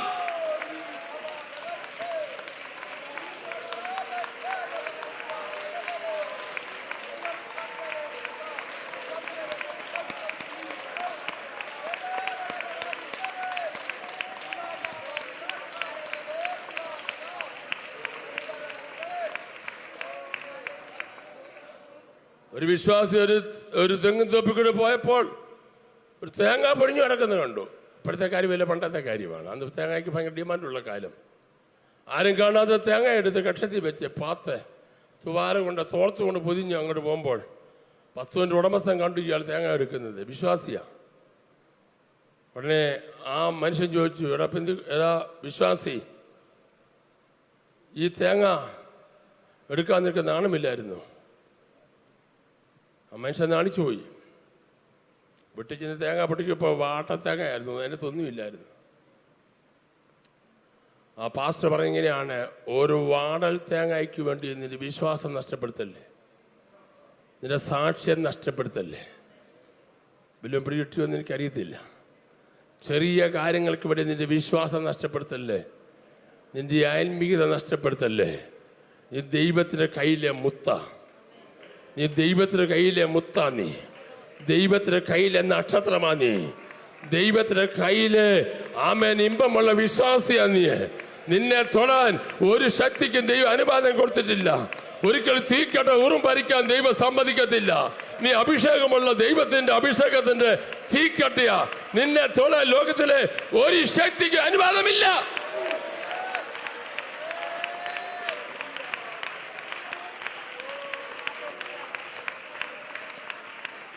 10 രൂപ മോഷ്ടിക്കുന്നത്, 1000 മോഷ്ടിക്കുന്നത്, 1 ലക്ഷം മോഷ്ടിക്കുന്നു, 1 കോടി മോഷ്ടിക്കുന്നു, ദൈവത്തിന് ഒരുപോലെ. തുകയുടെ വലിപ്പച്ചെറുപ്പമല്ല ദൈവം നോക്കുന്നത്, നിന്റെ മനസ്സിൻ്റെ ക്ലാരിറ്റി വളരെ വിലപ്പെട്ടതാണ്. 4-മത്തെ കാര്യം വികാരങ്ങൾക്ക് അടിമപ്പെടാതിരിക്കുക. ശിംശോൻ പഠിപ്പിക്കുന്ന 4-മത്തെ കാര്യമാണ് വികാരങ്ങൾക്ക് അടിമപ്പെടാതിരിക്കുക. വികാരങ്ങളുണ്ടാകും, ദേഷ്യമുണ്ടാകും, അതിന് അടിമപ്പെടാതിരിക്കണം. ദേഷ്യം വരാൻ വളരെ എളുപ്പം, പക്ഷെ വരാതിരിക്കാൻ വളരെ ബുദ്ധിമുട്ടാണ്. ദേഷ്യം വന്നാൽ വാ തുറക്കാതിരിക്കുന്നത് അതിനേക്കാൾ ബുദ്ധിമുട്ടാണ്. സംസാരിക്കാൻ വളരെ എളുപ്പം, പക്ഷെ സംസാരിക്കാതിരിക്കാൻ വളരെ ബുദ്ധിമുട്ട്. ആത്മീയനെ തിരിച്ചറിയുന്നത് അപ്പോഴാണ്. ഫോൺ എടുക്കുമ്പോൾ സംസാരിക്കുമ്പോൾ അറിയാം നീ ഒരു ആത്മീയനാണോ അല്ലയോ എന്ന്. ഒരാളോട് അടുത്തിടുമ്പോൾ അറിയാം ആൾ ഏത് ടൈപ്പാണെന്ന്. ദൈവത്തിന് സ്തോത്രം. വികാരങ്ങൾ വരുമ്പോൾ അതിന് അടിമപ്പെടാതെ ഞാൻ ആരാണെന്നുള്ള ചിന്ത നമ്മളെ ഭരിക്കണം. ഒരു സ്തോത്രം പറഞ്ഞാട്ടെ. ഞാൻ വിശുദ്ധനായ ദൈവത്തിൻ്റെ പൈതലാണ്. അശുദ്ധിയുടെ കണങ്ങൾ എനിക്കുണ്ടാകാൻ പാടില്ല. എൻ്റെ ആത്മീയമാണ് ഏറ്റവും ഒന്നാമതെന്ന് തിരിച്ചറിഞ്ഞോണം. നിത്യത നഷ്ടപ്പെടുത്തുന്ന ഒരു കാര്യവും എൻ്റെ ജീവിതത്തിൽ ഉണ്ടാകാൻ പാടില്ല. സ്വർഗം നിഷേധിക്കുന്ന ഒരു കാര്യവും ഉണ്ടാകാൻ പാടില്ല. ദൈവം എന്നെ ദുഃഖിക്കുന്ന ഒരു കാര്യവും എൻ്റെ ജീവിതത്തിൽ ഉണ്ടാകാൻ പാടില്ലെന്ന് അവരവർ തീരുമാനിക്കണം. സ്തോത്രം പറഞ്ഞാട്ടെ. ആമേൻ. 5-മത്തെ കാര്യം അനുവദനീയമായ സ്ഥലത്ത് മാത്രം താമസിക്കുക. അതാണ് ശിംശോൻ പഠിപ്പിക്കുന്ന 5-മത്തെ പാഠം. അനുവദനീയമായ സ്ഥലത്ത് മാത്രമേ എന്ത് ചെയ്യാവൂ. അവരവരെവിടെ താമസിക്കുമെന്ന് അവർക്കൊക്കെ അറിയാം. അവിടെ അല്ലാതെ മറ്റൊരിടത്ത് പോയി താമസിക്കാൻ പാടില്ല. സംശയാസ്പദമായ സ്ഥലങ്ങളിൽ നമ്മളെ എന്ത് ചെയ്യാൻ പാടില്ല, കാണാൻ പാടില്ല. പിടികിട്ടുന്നുണ്ടോ എന്ന് എനിക്കറിയത്തില്ല. അങ്ങനെ പറയാനൊക്കത്തുള്ളൂ. സാഹിത്യ ഭാഷയിൽ ഇതൊക്കെ പറയാനൊക്കത്തുള്ളൂ. അല്ലാതെ പറഞ്ഞാൽ കട്ടുകൂടി പോകും. അതുകൊണ്ട് ഞാൻ അങ്ങനെ പറഞ്ഞ് നിർത്തുകയാണ്. അനുവദനീയമായ സ്ഥലത്ത് മാത്രം കാണുക. ആവശ്യപ്പെട്ട് വിശ്വാസിയെ കാണാവുന്ന സ്ഥലത്ത് മാത്രമേ കാണാവൂ. എൻ്റെ പച്ചൻ പണ്ട് ചന്തയിൽ പോയപ്പോൾ അവിടെ ചില്ലറ മാറാനായിട്ട് പലരോട് ചോദിപ്പോൾ ചില്ലറയില്ല. ഉടനെ എൻ്റെ അപ്പുറത്തൊരു കള്ളി ഷാപ്പുണ്ട്. ഉടനെ തോമാച്ച അങ്ങോട്ട് ചില്ലറ കിട്ടുമെന്ന് പറഞ്ഞു. ഒന്നും ഓർത്തില്ല. ചില്ലറയുടെ അത്യാവശ്യം കൊണ്ട് അങ്ങോട്ട് ചെയ്തു. അങ്ങോട്ട് ചില്ലറ പറയും. ഇറങ്ങി വന്നപ്പോൾ ഞാൻ തോമാച്ചനിപ്പോൾ ഷാപ്പിലും കയറാറുണ്ടോ ചോദിച്ചു. എന്നോട് എൻ്റെ മോനെ ഇതുപോലെ അബദ്ധം പറ്റാനില്ലെന്ന് പറഞ്ഞു. അത് ഈ റോഡുമായിട്ട് വളരെ അടുത്ത റോഡിൽ നിന്നാൽ ചോദിച്ചാൽ കിട്ടാൻ ദൂരമേ ഉള്ളൂ. പക്ഷേ അതിൻ്റെ ഫ്രണ്ടിലായിപ്പോൾ അത്രേ ഉള്ളൂ. പിടികിട്ടിയായിരിക്കുമല്ലേ. ചില്ലറ അത്യാവശ്യം. പക്ഷേ മാറേണ്ട സ്ഥാനത്ത് എന്ത് ചെയ്യാവൂ, മാറാവൂ. ദൈവത്തിന് ഹിതമല്ലാത്ത ഒരു വഴിയിലും ഒരു വിശ്വാസി പോകാൻ പാടില്ല. ദൈവത്തോട് ചേർന്ന് നിൽക്കുന്ന ആത്മീയ അനുഭവങ്ങൾ മാത്രമേ ദൈവം നമ്മളെക്കുറിച്ച് ആഗ്രഹിക്കുന്നില്ല. അപ്പുറത്തായിട്ടൊരു ആത്മീയ അനുഭവം ദൈവം നമ്മളെക്കുറിച്ച് ആഗ്രഹിക്കുന്നില്ല. അങ്ങനെ ആഗ്രഹിക്കാത്തത് കൊണ്ട് നമ്മൾ ജീവിക്കേണ്ടത് വിശുദ്ധിയുടെ വേർപാടിൻ്റെ പാതയിൽ നമ്മൾ ജീവിക്കേണ്ടത്. ജീവിതത്തെ സൂക്ഷിക്കുവാൻ ദൈവം നമ്മൾ പറയുകയാണ്. നമ്മുടെ വീടല്ലാതെ മറ്റൊരു വീടുകളിൽ അന്തി ഉറങ്ങുവാൻ കുടുംബമായിട്ടല്ലാതെ പോകരുതെന്നാണ് എനിക്ക് പറയാനുള്ള റിക്വസ്റ്റ്. പിടികിട്ടിയോ എന്ന് എനിക്കറിയത്തില്ല. പ്രത്യേകിച്ച് കുഞ്ഞുങ്ങളെ വിടുമ്പോൾ വളരെ കെയർഫുള്ളാണ്. കഴിഞ്ഞ ദിവസം ഞാൻ കണ്ടു 3 കുഞ്ഞുങ്ങൾ നല്ല വീട്ടിലെ നല്ല കുഞ്ഞുങ്ങളാണ്. വേറൊരു വീട്ടിൽ താമസിക്കാൻ പോയി ഈ ആഴ്ച നടന്ന സംഭവമാണ്. താമസിക്കാൻ പോയ സ്ഥലത്ത് നദി ഉണ്ടായിരുന്നു. നദിയുടെ തടയണ ഉണ്ടായിരുന്നു. തടയുടെ നടുക്കൂടി കുഞ്ഞുങ്ങൾ നടന്നു പോയി. 3 പേര് വെള്ളത്തിൽ മുങ്ങി മരിച്ചുപോയി. കുവൈറ്റ് വാർത്ത വന്നപ്പോൾ ഇതങ്ങ് ഒതുങ്ങിപ്പോയെന്നേ ഉള്ളൂ. എപ്പോഴും മാതാപിതാക്കളുടെ കണ്ണ് കുഞ്ഞുങ്ങളുടെ ഉണ്ടാക്കി വളരെ കെയർഫുള്ളായിരിക്കണം. മറ്റൊരു വീട്ടിൽ താമസിക്കാൻ വിടാതിരിക്കുന്നതാണ് ഏറ്റവും നല്ലത്. ഇന്നത്തെ കാലത്ത് നിന്ന് ഒരു വാക്കിൽ പറയാനേ ഞാൻ സമയം എടുക്കുന്നുള്ളൂ. ശിംശോന്റെ ജീവിതത്തിൽ പോയിടത്തൊക്കെ ആവശ്യമില്ലാതെ കയറി കിടന്നുകൊണ്ടുണ്ടായ വളരെ ദുരന്തങ്ങളാണ് അവൻ്റെ ജീവിതത്തെ ദുഃഖമായ പര്യവസാനമാക്കി മാറ്റിയത്. ഒരു ചെറിയ സ്വോത്രം പറഞ്ഞു. മുമ്പത്തിന് അത്ര ഉണർവുണ്ടായില്ലെന്ന് എനിക്കറിയാം. പക്ഷെ ഇത് ഉണർവുണ്ടാക്കാനുള്ള യോഗം അല്ലല്ലോ. നമ്മളതിനെ ക്ലിയർ ആക്കാനുള്ള കാര്യം ഈ പറയുന്നതിൻ്റെ ഗൗരവം എല്ലാവരും മനസ്സിലായിക്കണം. Be very careful. 6-മത്തെ കാര്യം അഭിഷേകം നഷ്ടപ്പെടുത്താതിരിക്കുക. നമ്മളിലോട്ടൊക്കെ ദൈവം ഒരു അഭിഷേകം തന്നിട്ടുണ്ട്. അഭിഷേകം ദൈവം പകർന്നെങ്കിലും അഭിഷേകം നഷ്ടപ്പെടും. ബലൂണിൻ്റെ അകത്ത് കാറ്റ് നിറച്ചെങ്കിലും ഒരു സൂചിയോട് കുത്തിയാൽ മതി, കാറ്റ് കംപ്ലീറ്റ് പോകും. പിന്നെ ബലൂൺ കൊള്ളത്തേയില്ല. ദൈവമാണ് നമ്മളെ അഭിഷേകം കൊണ്ട് നിറച്ചതെങ്കിലും അഭിഷേകം നഷ്ടപ്പെടാൻ പാടില്ല. അഭിഷേകം നഷ്ടപ്പെടുത്തുന്ന ഒരു കാര്യവും നമ്മുടെ ജീവിതത്തിൽ ഉണ്ടാകാൻ പാടില്ല.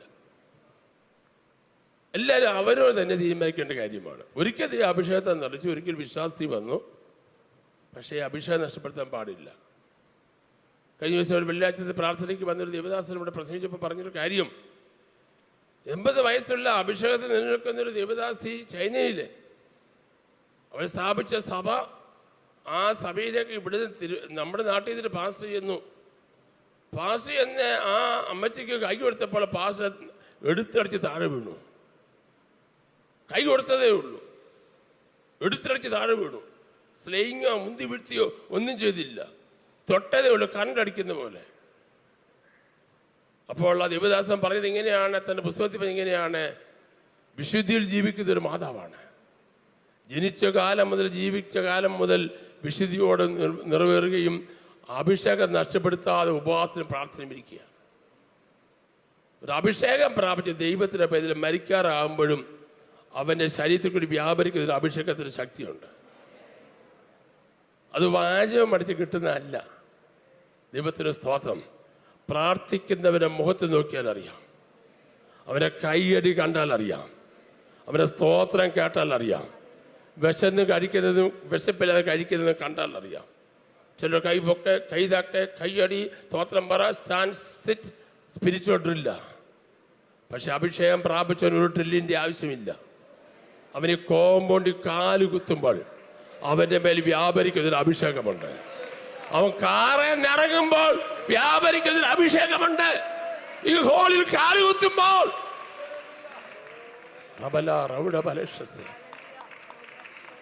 ഞാൻ പ്രാർത്ഥിക്കുന്ന ഒരു കാര്യമുണ്ട്. കർത്താവേ, ദൈവഹിതമല്ലാത്തവൻ ഈ ഹോളിൻ്റെ അകത്ത് കയറുമ്പോൾ കറണ്ട് അടിച്ച് താഴെ വീഴുന്ന താഴെ വീഴണം.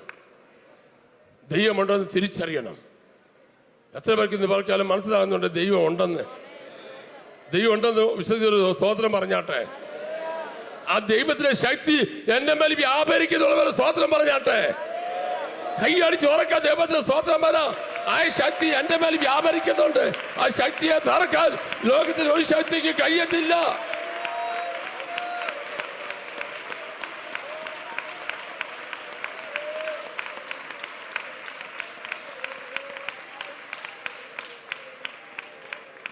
എല്ലാവരും പ്രാർത്ഥിച്ചുകൊണ്ടിരിക്കണേ. റെയ്നാഡ് മോങ്കെ എറണാകുളത്ത് വന്നപ്പോൾ അദ്ദേഹത്തിന് ട്രാൻസ്ലേറ്റ് ചെയ്തൊരു ദേവദാസൻ എൻ്റെ കൂട്ടുകാരനായിരുന്നു. അദ്ദേഹം പറഞ്ഞ, എൻ്റെ രാജു അടുത്ത് നിൽക്കാനൊക്കത്തില്ല, അടുത്ത് നിന്നെങ്കിലല്ല അദ്ദേഹം പറയുന്നത് കേൾക്കണോ, എനിക്ക് അടുക്കാൻ പറ്റുന്നില്ല, അത്രയ്ക്ക് ശക്തി വ്യാപരിക്കുക. ഞാൻ മാറി മാറി എന്നെ അങ്ങ് തള്ളിക്കൊണ്ട് പോകുക. ദൈവത്തിന് സ്തോത്രം. ഉപവസിക്കുക, പ്രാർത്ഥിക്കുക ചെയ്യുന്ന ദൈവത്തിൻ്റെ കുഞ്ഞുങ്ങളുടെ അടുത്തോട്ട് അടുക്കാനൊക്കാത്ത വണ്ണം ദൈവത്തിൻ്റെ അഭിഷേകം ഈ 2024 നിന്റെ പേരയ്ക്കകത്തും നിന്റെ ശരീരത്തിലും ദൈവം പകരുമെന്ന് വിശ്വസിക്കുക. ദൈവമക്കൾക്ക് ദൈവത്തിന് സ്തോത്രം പറയുന്നു.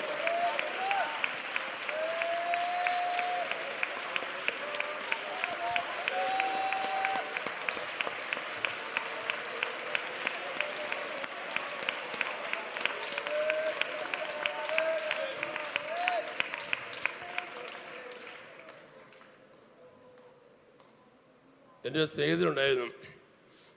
അവനോടൊക്കെ ഞാൻ സംസാരിച്ചപ്പോൾ എന്നോട് പറയാം, പാസ്റ്റർ അല്ലേ? ഞാൻ പറയാം, പാസ്റ്റർ. എൻ്റെ പാസ്റ്റർ എന്തിനാ ഇതിൻ്റെയൊക്കെ പുറകെ നടക്കുന്നത്? ഞാൻ സേവിക്കുന്ന പുള്ളിയെ വിളിച്ചാൽ എൻ്റെ കാൽ ചോട്ടി വരും. ഞാൻ പറയുന്ന കാര്യം ചെയ്യും. അറിയാമോ? അമ്മ ഞാൻ അറിയത്തില്ല.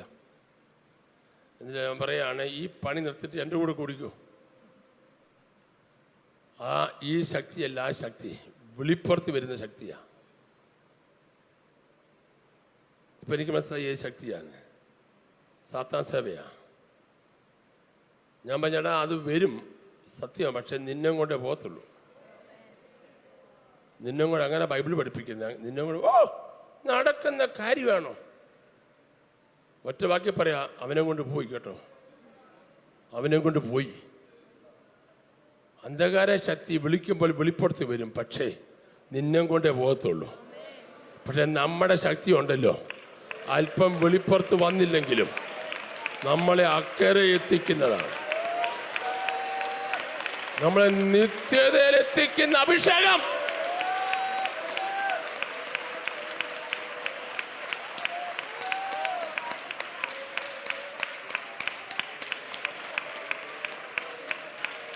ഇത്രയും പറഞ്ഞിട്ടും ചിലർക്കൊന്നും പിടികിട്ടുന്നില്ല. ഇങ്ങനെ പൊട്ടനെ പോലെ ഇരിക്കുക, പൊട്ടിയെ പോലെ ഇരിക്കുക. നിന്നോട് പറയുക, ശ്രദ്ധിച്ചു കേട്ടോ, നീ സാത്താന്റെ മകനായി മകളായി മാറിയാൽ നിന്നെ കൊണ്ട് അത് പോകും. പക്ഷെ നിന്റെ മേൽ അഭിഷേകം വ്യാപരിച്ചാൽ നിന്നെ കൊണ്ടല്ല പോകുന്നത്, നിന്റെ ദൈവം നിന്നെ അക്കരെ എത്തിക്കുമെന്നാ പറഞ്ഞ്.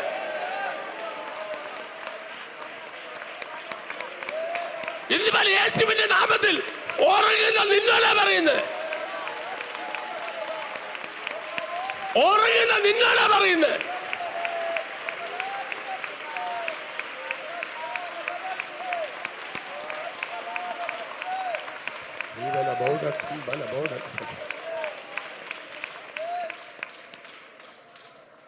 സാത്താൻ ഇറക്കുന്ന യോഗത്തിൽ പോയി ഇരുന്നാൽ സാത്താൻ ഇറങ്ങി പോകുമ്പോൾ സാത്താൻ ചോദിച്ചിട്ടുണ്ട് പലയിടത്ത്, ഞാൻ എവിടെ ദേഹത്തൊന്ന് കയറിക്കോട്ടെ, എവനെ ദേഹത്തൊന്ന് കയറിക്കോട്ടെ എന്ന്. എന്താ കാര്യം? കയറാൻ ഫറ്റായിട്ടിരിക്കുക. അതുകൊണ്ടാണ് യോഗത്തിൽ വന്നിട്ട് കൈ അടിക്കുന്ന സ്വന്തം വന്ന ഹല്ലേലൂയ ഉണ്ട്, എല്ലാം ഉണ്ട്. ഗതദേശ ഭൂതബാലന്റെ ദേഹത്തു നിന്ന് ഇറങ്ങിയപ്പോൾ ഭൂതം പറയുക, എന്നെ ആ പന്നിയുടെ ദേഹത്തോട് ഒന്ന് വിട്ടേക്കണമെന്ന്. എന്താ ആടിൻ്റെ ദേഹത്തോട് ചോദിക്കഴിഞ്ഞ്? അവിടെ വേറെ ആടൊക്കെ ഉണ്ടായിരുന്നില്ല. എന്താ ആടിൻ്റെ ദേഹത്ത് കയറാൻ പറയാം? ആടിൻ്റെ ദേഹത്ത് കയറത്തില്ല. മനസ്സിലായോ? അത് വിശുദ്ധി ജീവിക്കുന്ന മൃഗമാ. പന്നി ചെളിയൊക്കെ ഉരുളുന്നതാ.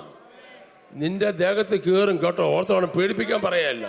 നീ വിശുദ്ധി നിന്നോണം, നീ വേർപാടോ നിന്നോണം, നീ അഭിഷേകത്തോടെ നിന്നോണം. നിന്റെ മേൽ വ്യാപരിക്കുന്ന ദുഷ്ടശക്തികളെ ഇന്ന് പോലെ യേശു നാമത്തിൽ സാധിച്ച് അതിനെ പുറത്തു വിടണം. പേര് ചൊല്ലി പേര് പറഞ്ഞ് എണ്ണി എണ്ണി പുറത്തു പോകും. അങ്ങനെ പുറത്തു വിടാനുള്ള അധികാരം ദൈവം നമുക്ക് തന്നിട്ടുണ്ട്.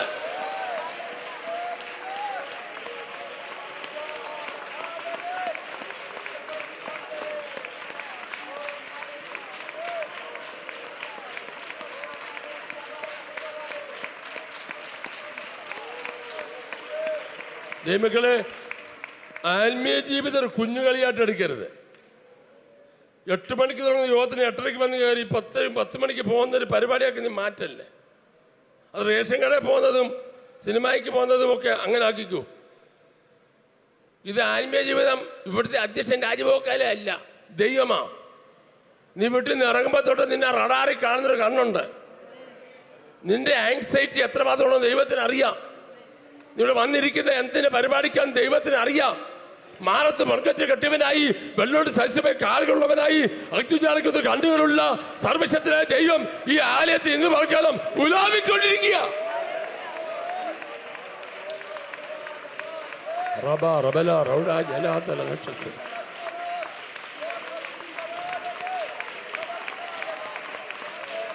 യേശുവിന്റെ നാമത്തിൽ ജയം.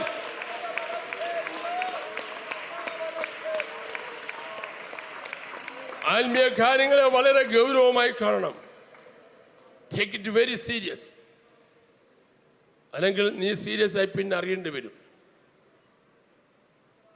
7ാമത്തെ കാര്യം, ജീവിതത്തിൽ ജാഗ്രത പാലിക്കുക. ജാഗ്രത. കൈമോശം വന്നു, കൈവിട്ടുപോയി, ശ്രദ്ധിച്ചില്ല എന്ന് വരാൻ പാടില്ല. ജാഗ്രത, ബി കോഷ്യസ്, ജാഗ്രത പാലിക്കണം. ഞാൻ വാഗ്ദാനം വഴി പോയപ്പോഴും സ്ഥലത്ത് എഴുതി വെച്ചിരിക്കുന്നത് കണ്ടു, ഈ വളവിൽ 20 ജീവിതങ്ങൾ പൊലിഞ്ഞതാണ്, സൂക്ഷിച്ചു പോകണം. ഒരു മുട്ടത്തലെ 2 എല്ലും കഷ്ണങ്ങൾ കുറുകെ വെച്ചിട്ടുണ്ട്. അപായ സൂചന. ഈ വളവിൽ 20 ജീവിതങ്ങൾ പൊലിഞ്ഞു പോയതാണ്, സൂക്ഷിച്ചു പോകണം. ജാഗ്രത പാലിക്കുക. വിശ്വാസി ജാഗ്രത പാലിച്ചോണം. നാളെ നമുക്കുള്ളതല്ലെന്ന് ഞാൻ പറയാൻ നിങ്ങൾക്കറിയാം. ജീവിക്കുന്ന കാലം ജാഗ്രത പാലിക്കണം. ഉറക്കെ സ്തോത്രം പറഞ്ഞാട്ടെ. ആമേൻ. 8ാമത്തെ കാര്യം, നമ്മുടെ അകത്ത് ദൈവം തന്ന വിശ്വാസം നഷ്ടപ്പെടുത്തരുത്. നമ്മുടെ പേര് വിശ്വാസി, അകത്ത് വിശ്വാസമുണ്ട്, വിശ്വാസം നഷ്ടപ്പെടുത്തരുത്. വിശ്വാസം നഷ്ടപ്പെടുത്തുന്ന ഒരു കാര്യവും നമ്മുടെ ജീവിതത്തിൽ ഉണ്ടാകാൻ പാടില്ല. അതുകൊണ്ട് 8 കാര്യങ്ങൾ വളരെ പെട്ടെന്ന് പറയുന്നു. ശിംശോൻ ജീവിതം പഠിപ്പിക്കുക. 1, ദർശനം നഷ്ടമാക്കാതിരിക്കുക. 2, വിശുദ്ധി സംരക്ഷിക്കുക. 3, പാപത്തോടെ അകലം പാലിക്കുക. 4, വികാരങ്ങൾക്ക് കീഴ്പ്പെടാതിരിക്കുക. 5, അനുവദനീയമായ സ്ഥലത്തെ മാത്രം താമസിക്കുക. 6, അഭിഷേകം നഷ്ടപ്പെടുത്താതിരിക്കുക. 7, ജീവിതത്തിൽ ജാഗ്രത പാലിക്കുക. 8, വിശ്വാസം നഷ്ടപ്പെടുത്താതിരിക്കുക. സ്തോത്രം പറഞ്ഞാട്ടെ. പ്രസംഗിക്കാൻ വേണ്ടി പറഞ്ഞതല്ല, നമ്മുടെ ജീവിതത്തിൽ കുറിക്കൊള്ളേണ്ട കാര്യം. Be very cautious. വളരെ സൂക്ഷിച്ചാൽ, നമ്മുടെ ഹെഡിങ് മറക്കല്ലേ, സൂക്ഷിച്ചാൽ ദുഃഖിക്കേണ്ട. സൂക്ഷിച്ചാൽ നമുക്ക് അക്കരെ എത്താൻ കഴിയും. ദൈവത്തിന് സ്തോത്രം. ശിംശോനെ കുറിച്ച് കുറച്ച് കാര്യം കൂടെ വളരെ പെട്ടെന്ന് പറഞ്ഞിട്ട് ശിംശോന്റെ കാര്യം ഇന്നിവിടെ തീർക്കുകയാണ്. ശിംശോനെ കുറിച്ച് നമ്മൾ ശരിക്കും പഠിക്കുമ്പോൾ നിലനിൽക്കുന്ന വലിയ നേട്ടങ്ങൾ ചെയ്യാൻ ശിംശോന് പറ്റിയില്ല. മറ്റ് ന്യായാധിപന്മാർ ചെയ്തതായ വലിയ നേട്ടങ്ങളൊന്നും ശിംശോന് ചെയ്യാൻ പറ്റിയില്ല. വലിയ നേട്ടങ്ങൾക്ക് വേണ്ടിയാണ് ദൈവം തിരഞ്ഞെടുത്തത്. അതിന് അവസരവും ദൈവം കൊടുത്തു. അവസരങ്ങളെ അവനെ പാഴാക്കി കളഞ്ഞു. കുറുക്കന്മാരെ വാഴയുടെ വേല കൂട്ടിക്കെട്ടിയെന്നും ഓടാമ്പല പറിച്ചുകൊണ്ട് പോയെന്നും തെളിയിലെ മടി കിടന്ന് ഉറങ്ങിയെന്നും ഒക്കെ ഉള്ള ചില സംഭവങ്ങളല്ലാതെ ദൈവത്തിന് വേണ്ടി നിലനിൽക്കുന്ന മറ്റുള്ളവർ ചെയ്തു പോലെ നിലനിൽക്കുന്ന കാര്യങ്ങൾ ചെയ്യാൻ പറ്റിയില്ല. അവസരം ഉണ്ടായിരുന്നു. ഗിദെയോനൊക്കെ കിട്ടിയ അവസരം ഭംഗിയോട്ട് ഉപയോഗിച്ചു. പക്ഷെ ശിംശോൻ അതിൽ ഫെയിലായിപ്പോയി. പ്രിയമുള്ളവരെ, ശാന്തമായി പറയല്ല, ഞാൻ ബഹളം ഉണ്ടാക്കാതെ പറയട്ടെ, ലഭിക്കുന്ന അവസരങ്ങൾ നഷ്ടപ്പെടുത്തല്ലേ. എനിക്ക് നിനക്ക് നാളെ ഒരു അവസരമില്ല. ഡ്രാമ സ്റ്റേജിൽ ഡ്രാമ കളിക്കാനായിട്ട് വരുന്ന ആളുകൾക്ക് 10, 25, 30 പേര് കാണും. അവർക്കൊക്കെ ഓരോ പോർട്ട്ഫോളിയോ ഉണ്ട്. ആ സമയത്ത് അത് കളിച്ചിട്ട് അവർ ഇറങ്ങിപ്പോകും. പിന്നെ അവർക്ക് തിരിച്ചു കയറാൻ അവസരമില്ല. സിനിമയിലും അങ്ങനെയാണ് കേൾക്കുന്നത്. അങ്ങനെയെങ്കിൽ ലോകം ആകുന്ന ഈ സ്റ്റേജിൽ ദൈവത്തിന് വേണ്ടി ചില ചെയ്യാനായിട്ട് ദൈവം നമ്മളെ ഇങ്ങോട്ട് ആക്കി വെച്ചിരിക്കുകയാണ്. ആ അവസരം 70 സംവത്സരം, ഏറെയാൽ 80. ആ അവസരങ്ങൾ ദൈവം നമ്മളെക്കുറിച്ച് എന്ത് ആഗ്രഹിക്കുന്നു അത് ചെയ്യാതിരുന്നിട്ട് ഏറ്റവും ഒടുവിൽ വെന്റിലേറ്ററിൽ കിടക്കുമ്പോഴും ഏറ്റവും ഒടുവിൽ മണ്ണക്കിടക്കെ കിടക്കുമ്പോഴും എനിക്ക് ചെയ്യാൻ പറ്റിയില്ല എന്നുള്ള ദുഃഖഭാരമുണ്ടാകാതെ ഒരു സെക്കൻഡ് പോലും പാഴാക്കാതെ ദൈവത്തിന് വേണ്ടി ചിലതെല്ലാം ചെയ്യണം. നമ്മൾ നമുക്ക് വേണ്ടി എന്ത് ചെയ്തു എന്നുള്ളതിനേക്കാൾ അപ്പുറമായിട്ട് ദൈവത്തിന് വേണ്ടി എന്ത് ചെയ്തു എന്നുള്ളതാണ് പ്രധാനപ്പെട്ട കാര്യം. ശിംശോന്റെ ജീവിതത്തിൽ പറ്റിയ കാര്യം, അവൻ നിലനിൽക്കുന്ന വലിയ കാര്യങ്ങൾ ദൈവത്തിന് വേണ്ടി ചെയ്യാൻ പറ്റിയില്ല. ദൈവമക്കളെ, നമ്മുടെ ജീവിതത്തിൽ ആയുസ് 60 കഴിഞ്ഞാലും 70 കഴിഞ്ഞാലും ഇനിയും ചെയ്യാൻ അവസരമുണ്ട്. ഇനിയുള്ള സമയം പാഴാക്കാതെ ചെയ്താൽ ദൈവത്തിന് ചെല്ലുമ്പോൾ നിനക്ക് തൻ്റെ ഇടമായി നിൽക്കാം. തല കുനിയത്തില്ല. എൻ്റെ ഭാഷയെ പറഞ്ഞാൽ D.L. മൂഡി, സ്പർജനും ബില്ലി ഗ്രഹമും ഒക്കെ കെട്ടുകിടക്കുന്ന കറ്റുകളുമായി വരുമ്പോൾ ചില മണികളെങ്കിലും കാഴ്ചവെക്കാൻ കൃപയുള്ളവർക്കായി ദൈവത്തിന് സ്തോത്രം ചെയ്യുന്നു. നീ വിശ്വാസത്തിൽ 40 വർഷമായല്ലോ, 50 വർഷമായില്ലേ? ഒരാത്മാവിനെ നേടിയോ? ഒരു ട്രാക്ട് കൊടുത്തോ? ഒരാൾക്ക് വേണ്ടി പ്രാർത്ഥിച്ചോ? ഒരു വീട്ടിൽ പോയി സുവിശേഷം പറഞ്ഞോ? 3 നേരത്തെ 4 നേരം ആഹാരം കഴിച്ചതല്ലാതെ, പിള്ളേരെ പഠിപ്പിച്ചതല്ലാതെ, നിന്റെ കാര്യം നോക്കിയതല്ലാതെ ദൈവത്തിൻ്റെ കാര്യം നീ എന്ത് ചെയ്തു എന്ന് അവരവർ ദൈവത്തിൽ പറഞ്ഞാൽ മതി. എന്നോട് പറയണ്ട, എനിക്ക് കേൾക്കണ്ട. ഞാനിവിടെ നിൽക്കുമ്പോൾ ഞാൻ വളരെ ഇച്ഛാഭംഗത്തോടെ നിൽക്കുന്നത്. ദൈവം എന്നെക്കുറിച്ച് ആഗ്രഹിച്ചതിൻ്റെ ഒരു 5% പോലും ചെയ്യാൻ കഴിഞ്ഞില്ലെന്നാണ് എൻ്റെ ഭാരം എന്നെക്കുറിച്ചുള്ളത്. കാരണം എനിക്ക് എന്നെക്കുറിച്ചും കർത്താവിൻ്റെ വേലയെക്കുറിച്ചൊക്കെ വലിയ പ്രതീക്ഷകളുണ്ട്. ഞാൻ അതിന് വേണ്ടി പ്രാർത്ഥിച്ചുകൊണ്ടിരിക്കുകയാണ്. എൻ്റെ ആഗ്രഹം ഞാൻ പറയുന്നു, എൻ്റെ കണ്ണടയുന്നതിന് മുമ്പ് എൻ്റെ ദൈവമേ, എന്നെക്കുറിച്ച് അങ്ങ് ആഗ്രഹിക്കുന്ന കാര്യങ്ങൾ നിവർത്തിക്കാൻ എന്നെ സഹായിക്കണമേ എന്ന് ഞാൻ പ്രാർത്ഥിക്കുക. വീട് വെക്കുന്നു, കാറ് മേടിക്കുന്നതും നന്മകൾ പ്രാപിക്കുന്നതും ബിസിനസ് ചെയ്യുന്ന ജീവിത സന്താനത്തിന് ആവശ്യം. പക്ഷേ അതിൻ്റെ അപ്പുറത്തായിട്ട് കുഞ്ഞുങ്ങളെ പഠിപ്പിക്കുന്നതും അത്യാവശ്യം. അതൊക്കെ സൈഡ് ബിസിനസ്സായി ചെയ്തുകൊണ്ട് ദൈവത്തിന് വേണ്ടി വലുത് ചെയ്യണം. ഞാനൊരു കാര്യം പറയാം. കർത്താവിനെ വേല ചെയ്ത ദൈവദാസന്മാർ ഏറിയ പങ്കും കുഞ്ഞുങ്ങളെ മൈൻഡ് ചെയ്ത വേല ചെയ്തവരാണ്. അവർക്ക് വേണ്ടി പഠിപ്പിക്കാനോ അവരെ കാര്യം നോക്കാനോ ഒന്നും അവർക്കൊന്നും സമയം കിട്ടിയിട്ടില്ല എന്നുള്ള സത്യമാണ്. ശരിക്കും വേല ചെയ്തവർ അവരെല്ലാം വീടും കൂടും വിട്ട് കർത്താവിന് വേണ്ടി അധ്വാനിച്ചവരാണ്. പക്ഷെ ഒരു കാര്യം ഞാൻ ഉറപ്പോടെ പറയാം, ജീവിതത്തിലെ സഹായസന്ധ്യ തിരിഞ്ഞു നോക്കുമ്പോൾ അവരൊന്നും ചെയ്തില്ലെങ്കിലും അവരെല്ലാം വളർത്തിയെടുത്ത് ദൈവരാതി കെട്ടുപണിക്കിട്ട് ഉപയോഗിച്ചൊരു ദൈവമുണ്ട്. നീ നിന്റെ കുഞ്ഞുങ്ങൾക്ക് വേണ്ടി കരുതുന്നതിനേക്കാൾ എൻ്റെ ദൈവം നിങ്ങളുടെ കുഞ്ഞുങ്ങൾക്ക് വേണ്ടി കരുതിയിട്ടുണ്ടോ? ഇന്ന് പൽക്കാലം അങ്ങനെയുള്ളവരുണ്ടെങ്കിൽ കരം മൂർത്തി ഒരു സ്തോത്രം പറഞ്ഞാട്ടെ, ശക്തിയോടെ ദൈവത്തിൽ സ്തോത്രം പറഞ്ഞാട്ടെ. അതുകൊണ്ട് അതിൻ്റെ പുറകെയുള്ള ഓട്ടം അല്പം നിർത്തിയിട്ടെ കർത്താവിന് വേണ്ടി അല്പം ഓടാൻ തീരുമാനിച്ചാൽ അറിയാത്ത ചില നന്മകൾ നീ അറിയാതെ നിൻ്റെ പോക്കറ്റിൽ ദൈവം തരും, നിൻ്റെ തലമുറയിൽ ദൈവം തരും. എല്ലാവർക്കുമില്ല, വിശ്വസിച്ച് സ്തോത്രം പറയുന്നവർക്ക്. തലമുറ കാര്യത്തിൽ നീ ഇപ്പോൾ ഭാരപ്പെട്ടിരിക്കുകയാണോ? ഒരു പഠിത്തം, അഡ്മിഷൻ, ജോലി, കല്യാണം, വിദേശയാത്ര, എല്ലാം നീ ഭാരപ്പെട്ടിരിക്കുന്നത് എനിക്കറിയാം. അപ്പം നിന്നോട് പറയാൻ എനിക്കൊരു ദൂതുണ്ട്. നീ കർത്താവിനെ കാര്യത്തിന് വേണ്ടി അല്പം കൂടെ ഒന്ന് ഇറങ്ങിക്കേ. ഓട്ടോമാറ്റിക്കായിട്ട് ദൈവം അപ്പുറത്തൊരു വഴി തുറക്കാൻ തുടങ്ങും. എന്താ വചനം എന്നറിയാമോ? ദൈവം കൽപ്പിച്ച കൽപ്പന പ്രമാണിപ്പാനായിട്ട് ഇസ്ഹാക്കുമായിട്ട് അബ്രഹാം മോറിയ മലയിലേക്ക് പോയപ്പോൾ, അതിൻ്റെ ഉയരങ്ങളിലേക്ക് കയറിക്കൊണ്ടിരിക്കുമ്പോൾ അത് ചെയ്യുമെന്നറിയാവുന്ന ദൈവം അപ്പുറത്തൂടെ ആട്ടിൻകുട്ടിയെ കരുതി. ആമേ വല്ലതും മനസ്സിലാവുന്നതെന്ന് എനിക്കറിയത്തില്ല. ഇപ്പുറത്തൂടെ ഇസ്ഹാക്ക് പാട്ട് കയറുമ്പോൾ അപ്പുറത്തൂടെ ആട്ടിൻകുട്ടി കയറി വരികയാണ്. നീ ഇപ്പുറത്തൂടെ അഭിഷേകത്തോട് നീങ്ങുമ്പോൾ നിനക്കുള്ള നന്മ അപ്പുറത്തൂടെ തരാൻ എൻ്റെ ദൈവ ശക്തനാണ്. കൈ അടിച്ചുറക്ക സ്തോത്രം പറ. ഇന്ന് വർക്കാലം ദൈവം പറയുന്ന ദൂത് കൈ അടിച്ച് ഏറ്റെടുത്തോണം. ശക്തിയോടെ കൈ അടിച്ച ദൈവത്തെ സ്തോത്രം പറ.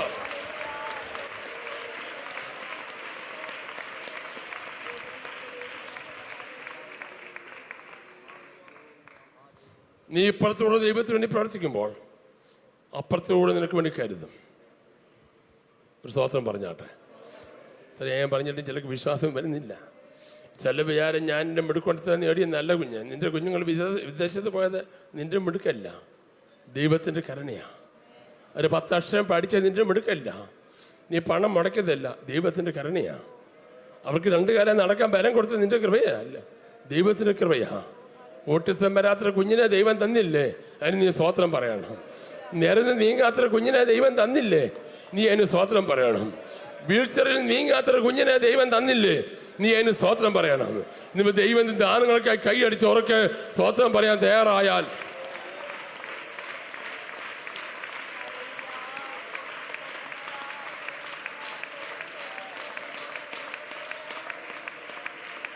രണ്ടാമത്തെ കാര്യം, ഒറ്റയ്ക്ക് കാര്യങ്ങളെ നേരിട്ടു സർവ്വജനത്തെ സംഘടിപ്പിക്കാൻ ശിംശോന് കഴിഞ്ഞില്ല. മറ്റു രാജാക്കന്മാരും ന്യായാധിപന്മാരും എല്ലാം ഗ്രൂപ്പായിട്ടായിരുന്നു. യുദ്ധം ചെയ്യാൻ ഗിദെയോനോട് പറഞ്ഞപ്പോൾ ദൈവം പറഞ്ഞപ്പോൾ ഗിദെയോൻ ചെയ്ത കാര്യം, ആമേൻ യുദ്ധത്തിലുള്ള മുമ്പോട്ട് വരാൻ പറഞ്ഞു. 32,000 പേര് വന്നു. ദൈവം പറഞ്ഞു ഭയമോ ഭീരുത്വമുള്ള ഇവിടുന്ന് പോകാൻ പറയാൻ പറഞ്ഞു. അപ്പോൾ 22,000 പേര് പോയി. ബാക്കി 10,000 പേരുണ്ട്. ദൈവം പറഞ്ഞു ആ 10,000 പേരെ വേണ്ട, പട്ടി വെള്ളം നക്കി കുടിക്കുന്നതിൽ വെള്ളം നക്കി കുടിക്കുന്നത് 300 പേര് മതി. അങ്ങനെ 300 പേരെ കൂടെ യുദ്ധം ചെയ്തത്. ഗിദെയോൻ ഒറ്റയ്ക്കല്ലായിരുന്നു. ആദ്യത്തെ കോളി 32,000 പേര് വന്നതാ. പക്ഷെ ശിംശോന്റെ ശുശ്രൂഷയിൽ ബഹുജനത്തെ സംഘടിപ്പിച്ചില്ല, ഒറ്റ മിഷനായിരുന്നു. സ്തോത്രം. ശിംശോൻ മറ്റുള്ളവരെ കൂടെ സംഘടിപ്പിച്ചിരുന്നെങ്കിൽ ശിംശോന് ഒത്തിരി കാര്യങ്ങൾ ചെയ്യാമായിരുന്നു. കാര്യം പിടിച്ച സ്തോത്രം പറഞ്ഞാട്ടെ. ദൈവത്തിന് വേണ്ടി നമ്മൾ ചിലതെല്ലാം ചെയ്യാൻ തീരുമാനിക്കുമ്പോൾ മറ്റുള്ളവർ കൂടെ ഉൾപ്പെടുത്തണം. 50 കിലോ ഭാരമുള്ളൊരു കൊട്ട തന്നെ എടുക്കുന്നതും 10 പേര് കൂടി എടുക്കുമ്പോൾ നിനക്ക് ഭാരം കുറയും. ചില തന്നെ ഭാരം വഹിക്കുക. എന്നിട്ട് പറയുമ്പോൾ എൻ്റെ പാസ്റ്ററെ ഞാൻ തന്നെ ഉള്ളൂ. അല്ല കുഞ്ഞെ, വേറെ ആളുണ്ട്, നീ ഒന്ന് വിളിക്കേ, നീ ഒന്ന് പറ, ഒരുമിച്ചൊന്ന് മുട്ടുമടക്കേ, ഒരുമിച്ചൊന്ന് പ്രാർത്ഥിക്കേ, ഒരുമിച്ചൊന്ന് ഇറങ്ങേ, ഒറ്റ മിഷൻ നിർത്തേ. മറ്റുള്ളവരെ കൂടെ സംഘടിപ്പിക്കുന്നതാണ് ലീഡർഷിപ്പിൻ്റെ ക്വാളിറ്റി. മൂന്നാമത്തെ കാര്യം, മരണസമയത്ത് അനുതാപത്തോടെ പ്രാർത്ഥിച്ച പ്രാർത്ഥന ദൈവം കേട്ടു. ദൈവത്തിന് സ്തോത്രം. ഇത്രയൊക്കെ കുഴപ്പം ശിംശോന്റെ ജീവിതത്തിൽ വന്നെങ്കിലും ഏറ്റവും ലാസ്റ്റത്തെ പ്രാർത്ഥന ദൈവം കേട്ടു. അവൻ അഭിഷേകം പ്രാപിച്ച ദൈവത്തിൻ്റെ പൈതലല്ലേ. തെറ്റ് വന്നു, കുറ്റം വന്നു, കുറവ് വന്നു, എല്ലാം വന്നു. പക്ഷേ അവനെ കണ്ണുകുത്തി പൊട്ടിച്ചു, മാവ് പൊടിപ്പിക്കുന്നു, കളിപ്പിക്കുന്നു, ഫാൻസി ഡ്രസ് നടത്തുന്നു, അവനെ പരസ്യകോലമാക്കുന്നു. എന്ത് ചെയ്യാൻ അവർക്കൊരു മടിയുമില്ല.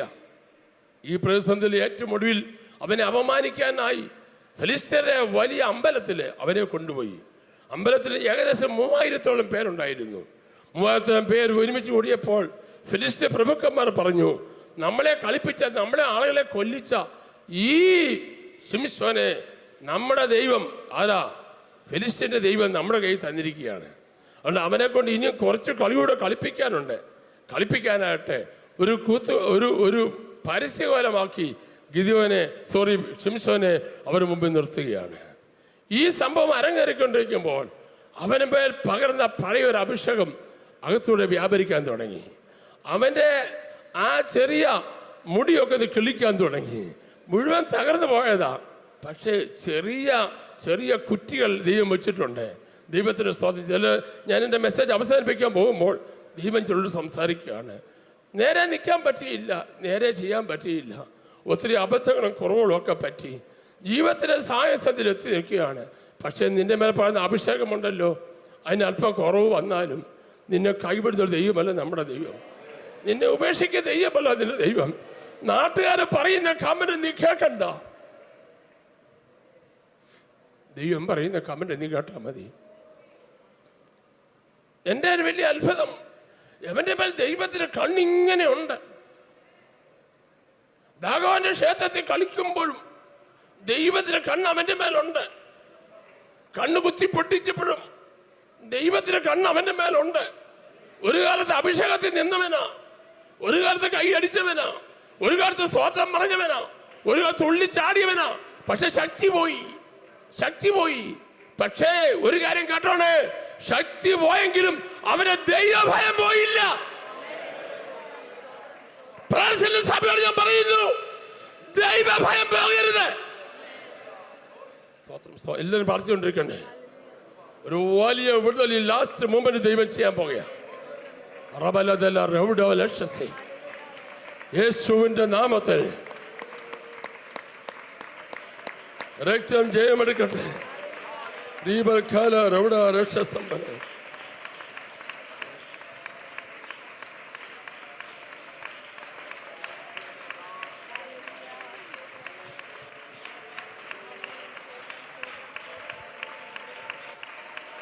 അവന്റെ ജീവിതത്തെ ആത്മീയത മുഴുവൻ കരിക്കട്ടയായി മാറിയെങ്കിലും, ശ്രദ്ധിച്ചു കേട്ടോണം, അവന്റെ ജീവിതത്തെ ആത്മീയത മുഴുവൻ കരിക്കട്ടയായി മാറിയെങ്കിലും അതിന്റെ ഏറ്റവും അടിയിൽ പഴയ ഒരു കനൽക്കട്ട കിടപ്പുണ്ട്.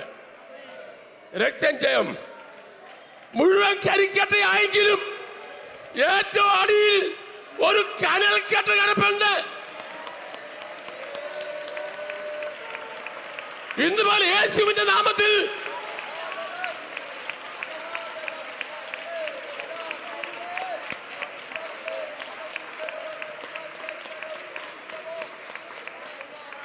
അങ്ങളെ, ആ കനൽക്കട്ട ഇന്ന് ദൈവം ഊതി കത്തിക്കാൻ പോകുക. ഞാൻ ഇനി പറയുന്നത് എല്ലാം ശ്രദ്ധിക്കണം, ആരും ഉറങ്ങല്ലേ. നിന്നെ എഴുതി തള്ളാൻ വരട്ടെ. സ്തോത്രം സ്തോത്രം സ്തോത്രം. നിന്നെ എഴുതി തള്ളാൻ വരട്ടെ, നിന്നെ തള്ളിക്കളയാൻ വരട്ടെ. ആരെല്ലാം നിനക്കെതിരെ പറഞ്ഞാലും അകത്തൊരു കനൽക്കട്ടയുണ്ടെങ്കിൽ അത് ഊതി കത്തിക്കാൻ ദൈവത്തിന് കഴിയും. തീരാറായില്ല, നോ എന്ന് പറയാൻ സമയമായില്ല.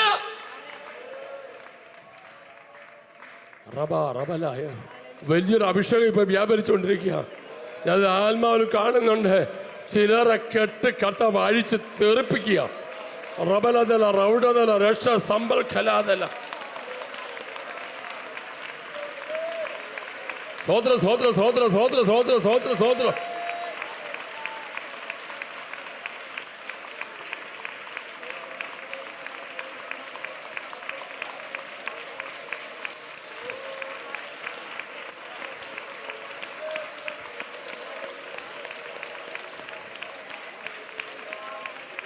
ശ്രദ്ധിച്ച്, തെറ്റ് വന്നുപോയി, കുറ്റം വന്നുപോയി, കുറവ് വന്നുപോയി, പരിസരമായി, എല്ലാം തീർന്നു. നാട്ടുകാരുടെ മുമ്പിൽ അപമാനിക്കപ്പെട്ടു, വീട്ടുകാരുടെ മുമ്പിൽ അപമാനിക്കപ്പെട്ടു, അപ്പൻ്റെ അമ്മയുടെ മുമ്പിൽ അപമാനിക്കപ്പെട്ടു. ഇനി ഒരു ആശയ്ക്കും വകയില്ല. അതല്ലേ മനുഷ്യൻ പറയുന്നത്? പക്ഷെ ദൈവം പറയുന്നതിന് അപ്പുറത്താണ്. ശ്രദ്ധിച്ചു കേട്ടോ, നിന്നുള്ള ദൂത ഏത് മനുഷ്യർക്കും ഒരു സെക്കൻഡ് ചാൻസ്, ഒരു സെക്കൻഡ് ചാൻസ്, ഒരു സെക്കൻഡ് ചാൻസ് നിന്നോട് ദൂത് പറയുക.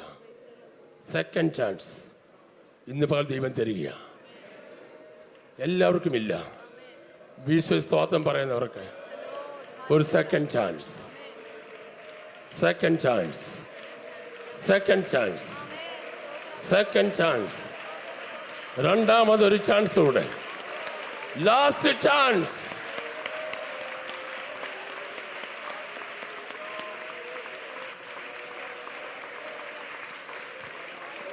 റബല റൗഡ ബലഷ സംബല ബൗഡ കമ്പല ബൗഡിയു ഈ ബല ബൗഡ കമ്പല ബൗഡ ബലഷ സത്തലദാല കമ്പല ബൗഡ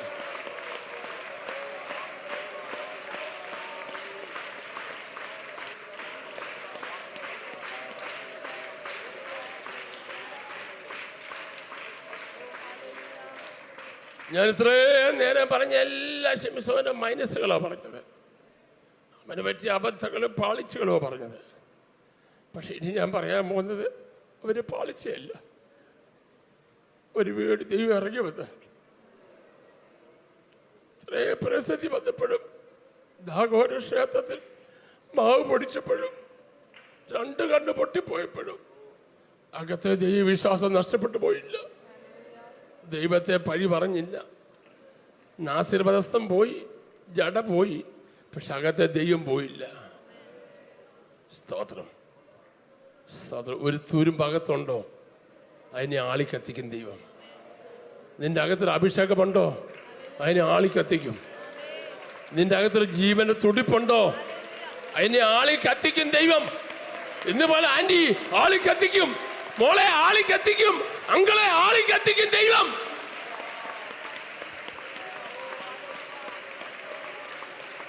ആരോടൊക്കെയോ ഇന്ന് ദൈവം സംസാരിക്കുക. ഇതിനെ ഇന്നൊരു പ്രസംഗമായി നിങ്ങൾ കരുതരുത്. ഇന്നലെ പകരം ഞാൻ വളരെ അത്യാവശ്യങ്ങൾ ഞാൻ പോയില്ല. ഇന്നലെ പകൽ മുഴുവൻ ദിവസത്തിൽ വീട്ടിലായിരുന്നു, പ്രാർത്ഥനയിലായിരുന്നു. ദിവസത്തിൽ ഞാൻ നിങ്ങൾ വചനം ധ്യാനിക്കുകയും പ്രാർത്ഥിക്കുകയും ചെയ്തുകൊണ്ടിരുന്നു. ദൈവം എന്നോട് പറഞ്ഞു, ഇന്ന് പകൽക്കാലത്തെ ആരാധനയിൽ കടാറായ ചിലത്, കരിന്തിരി കത്താറായ ചിലത് ഞാൻ വീണ്ടും ഊതി കത്തിക്കും. ഒരിക്കലും കത്തത്തില്ലെന്ന് പറഞ്ഞ ചിലതിനെ ഞാൻ ഊതി കത്തിക്കും. യേശുവിന്റെ നാമത്തിൽ receive the power of the Holy Spirit. ഇന്ന് മുതൽ യേശുവിന്റെ നാമത്തിൽ ദൈവശക്തി വ്യാപരിക്കട്ടെ. റബ റബ റബ റബ റബ.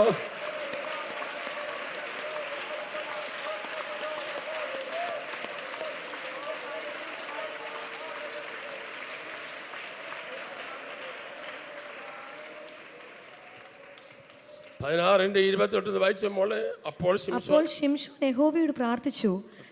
അവന്റെ പ്രാർത്ഥന പോയില്ല കേട്ടോ. ഇത്രയും കഷ്ടത വന്നെങ്കിലും എന്ത് പോയില്ല, പ്രാർത്ഥന പോയില്ല.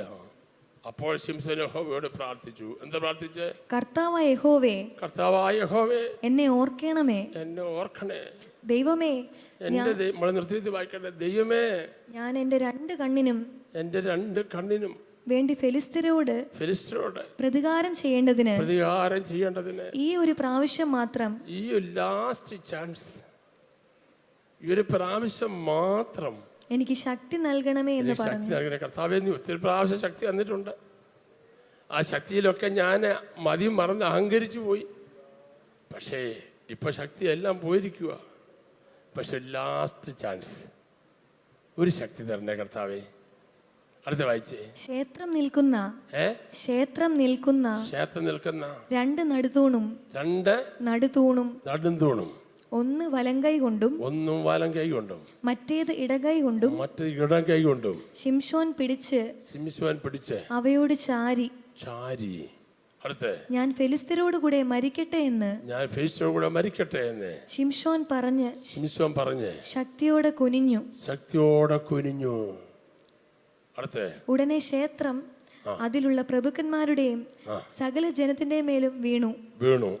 അങ്ങനെ അവൻ മരണസമയത്ത് കൊന്നവർ ജീവകാലത്ത് കൊന്നവരെക്കാൾ കൂടുതൽ മരണസമയത്ത് കൊന്നു.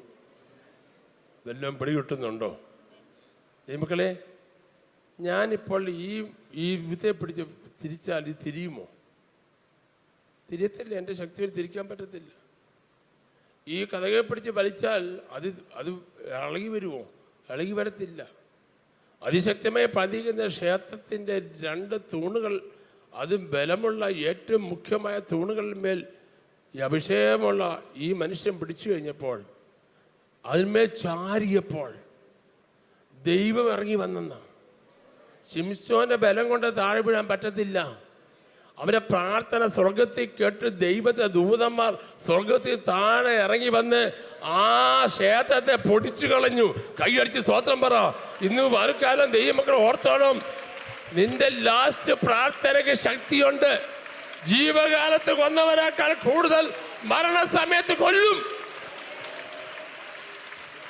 ആന്റി സമയം പോയിട്ടില്ല, അങ്കിളെ സമയം പോയിട്ടില്ല. ഈ ലാസ്റ്റ് ചാൻസിൽ നിന്നെ കൊണ്ട് ദൈവം ചെയ്യും. 75 വർഷം ജീവിച്ച് നടക്കാത്ത കാര്യം ഒറ്റ ദിവസം കൊണ്ട് നടത്താൻ ദൈവത്തിന് കഴിയും.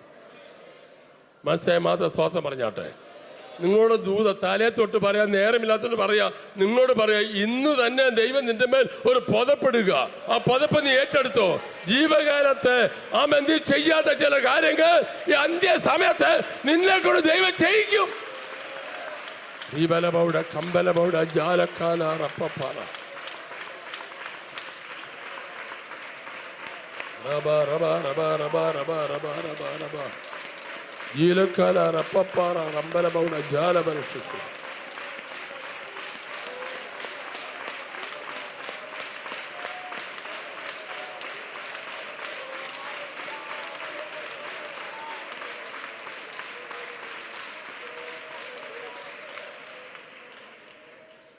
എബ്രായ ലേഖനം 11 അധ്യായത്തിൽ 32 വാക്യയുടെ വാക്യം നിർത്താം. ഹെബ്രൂ ചാപ്റ്റർ 11 വേഴ്സ് 32. ഇനി എന്ത് പറയണ്ടോ? പിന്നെ എന്ത് പറയണ്ടോ?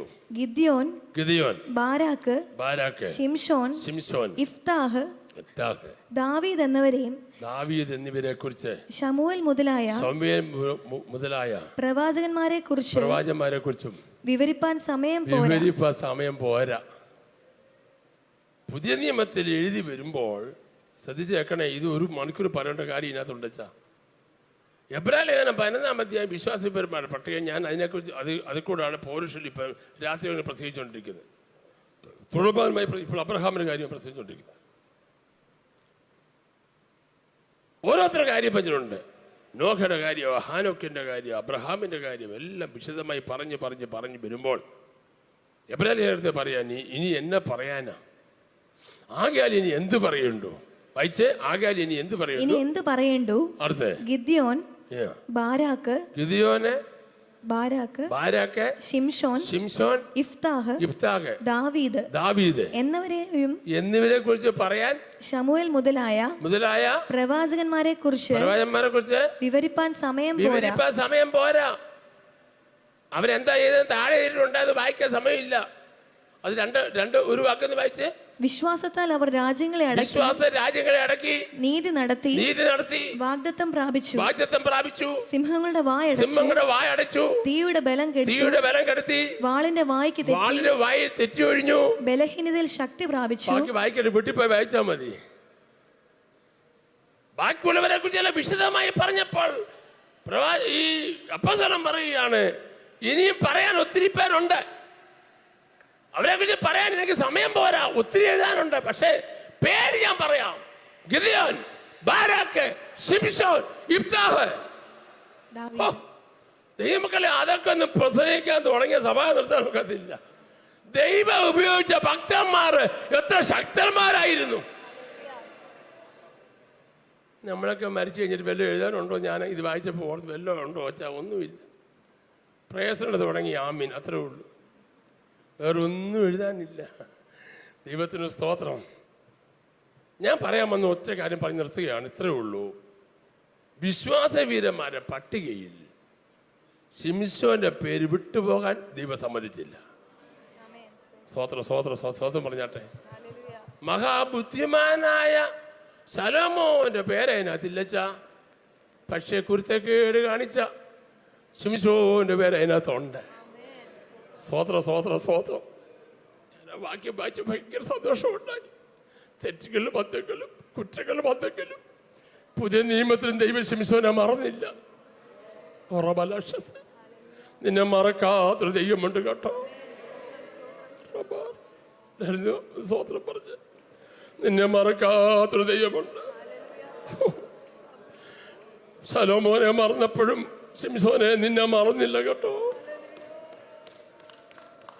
ജീവകാലത്ത് കൊന്നവരെക്കാൾ കൂടുതൽ മരണസമയത്ത് കൊല്ലാൻ ഒരു സെക്കൻഡ് ചാൻസ് തരുന്നൊരു ദൈവം നമുക്കുണ്ടെന്ന് ഇന്നിപ്പോ തിരിച്ചൊരു ദൈവക്കാരങ്ങൾ അടിച്ചോറക്കൊരു സ്തോത്രം പറ.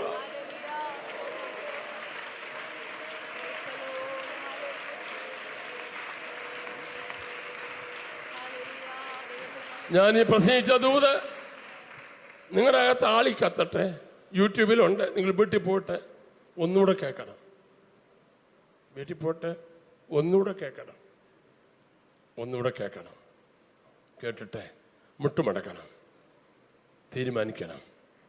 കർത്താവേ, ഒരു സെക്കൻഡ് ചാൻസ് എനിക്ക് തരണേ എന്ന് നീ പ്രാർത്ഥിച്ചാൽ നിന്നെ മാനിപ്പ ദൈവശക്തനാണ്. നിന്റെ പ്രിയപ്പെട്ടവർക്ക് ഈ മെസ്സേജ് നിങ്ങൾ സെൻഡ് ചെയ്യണം. തകർന്നു പോയി ചിലരെ പണിയാൻ കർത്താവ് ആഗ്രഹിക്കുന്നു. തള്ളപ്പെട്ട ചിലരെ തിരിച്ചു കൊണ്ടുവരാൻ ദൈവം ആഗ്രഹിക്കുന്നു. ഒരിക്കലും ഞാനിനി തിരിച്ചു വരുന്നത് പറഞ്ഞ ചിലരെ കൊണ്ട് ദൈവത്തിന് ചിലത് ചെയ്യാനുണ്ട്. ആ മെസ്സേജ് കേട്ട് ഇവിടെ വന്ന ദൈവം എന്നെ വീണ്ടും പണിതെന്ന് പറയുന്ന കേൾക്കാൻ നമ്മൾ പോകുകയാണ്. കരം പിടിച്ചൊരു സ്തോത്രം പറഞ്ഞാട്ടെ. ദയവായിട്ട് എഴുന്നേറ്റാട്ടെ, പ്ലീസ് എഴുന്നേറ്റാട്ടെ. കണ്ണുകൾ ദേവദാസന്മാർ വന്നാട്ടെ. കണ്ണുകൾ അടിച്ച് നമുക്ക് സ്തോത്രം പറയാം. എല്ലാ പ്രിയപ്പെട്ട കണ്ണുകൾ അടച്ച് കണ്ണുകൾ അടച്ചാട്ടില്ല, പ്ലീസ് കണ്ണുകൾ അടച്ചാട്ടെ. ഉറക്കെ കണ്ണുകൾ അടച്ചിട്ട് സ്തോത്രം പറഞ്ഞു തുടങ്ങിക്കാട്ടെ. ആരും കണ്ണ് തുറക്കരുത്, പ്ലീസ് പ്ലീസ് പ്ലീസ്. ഒരു പുതപ്പ് നിന്റെ മേൽ വീഴുകയാണ്. സ്തോത്രം പറഞ്ഞു തുടങ്ങിക്കാട്ടെ. സ്തോത്രം സ്തോത്രം സ്തോത്രം. ശബ്ദം ഉയർത്തി കൈ അടിച്ച് സ്തോത്രം പറ.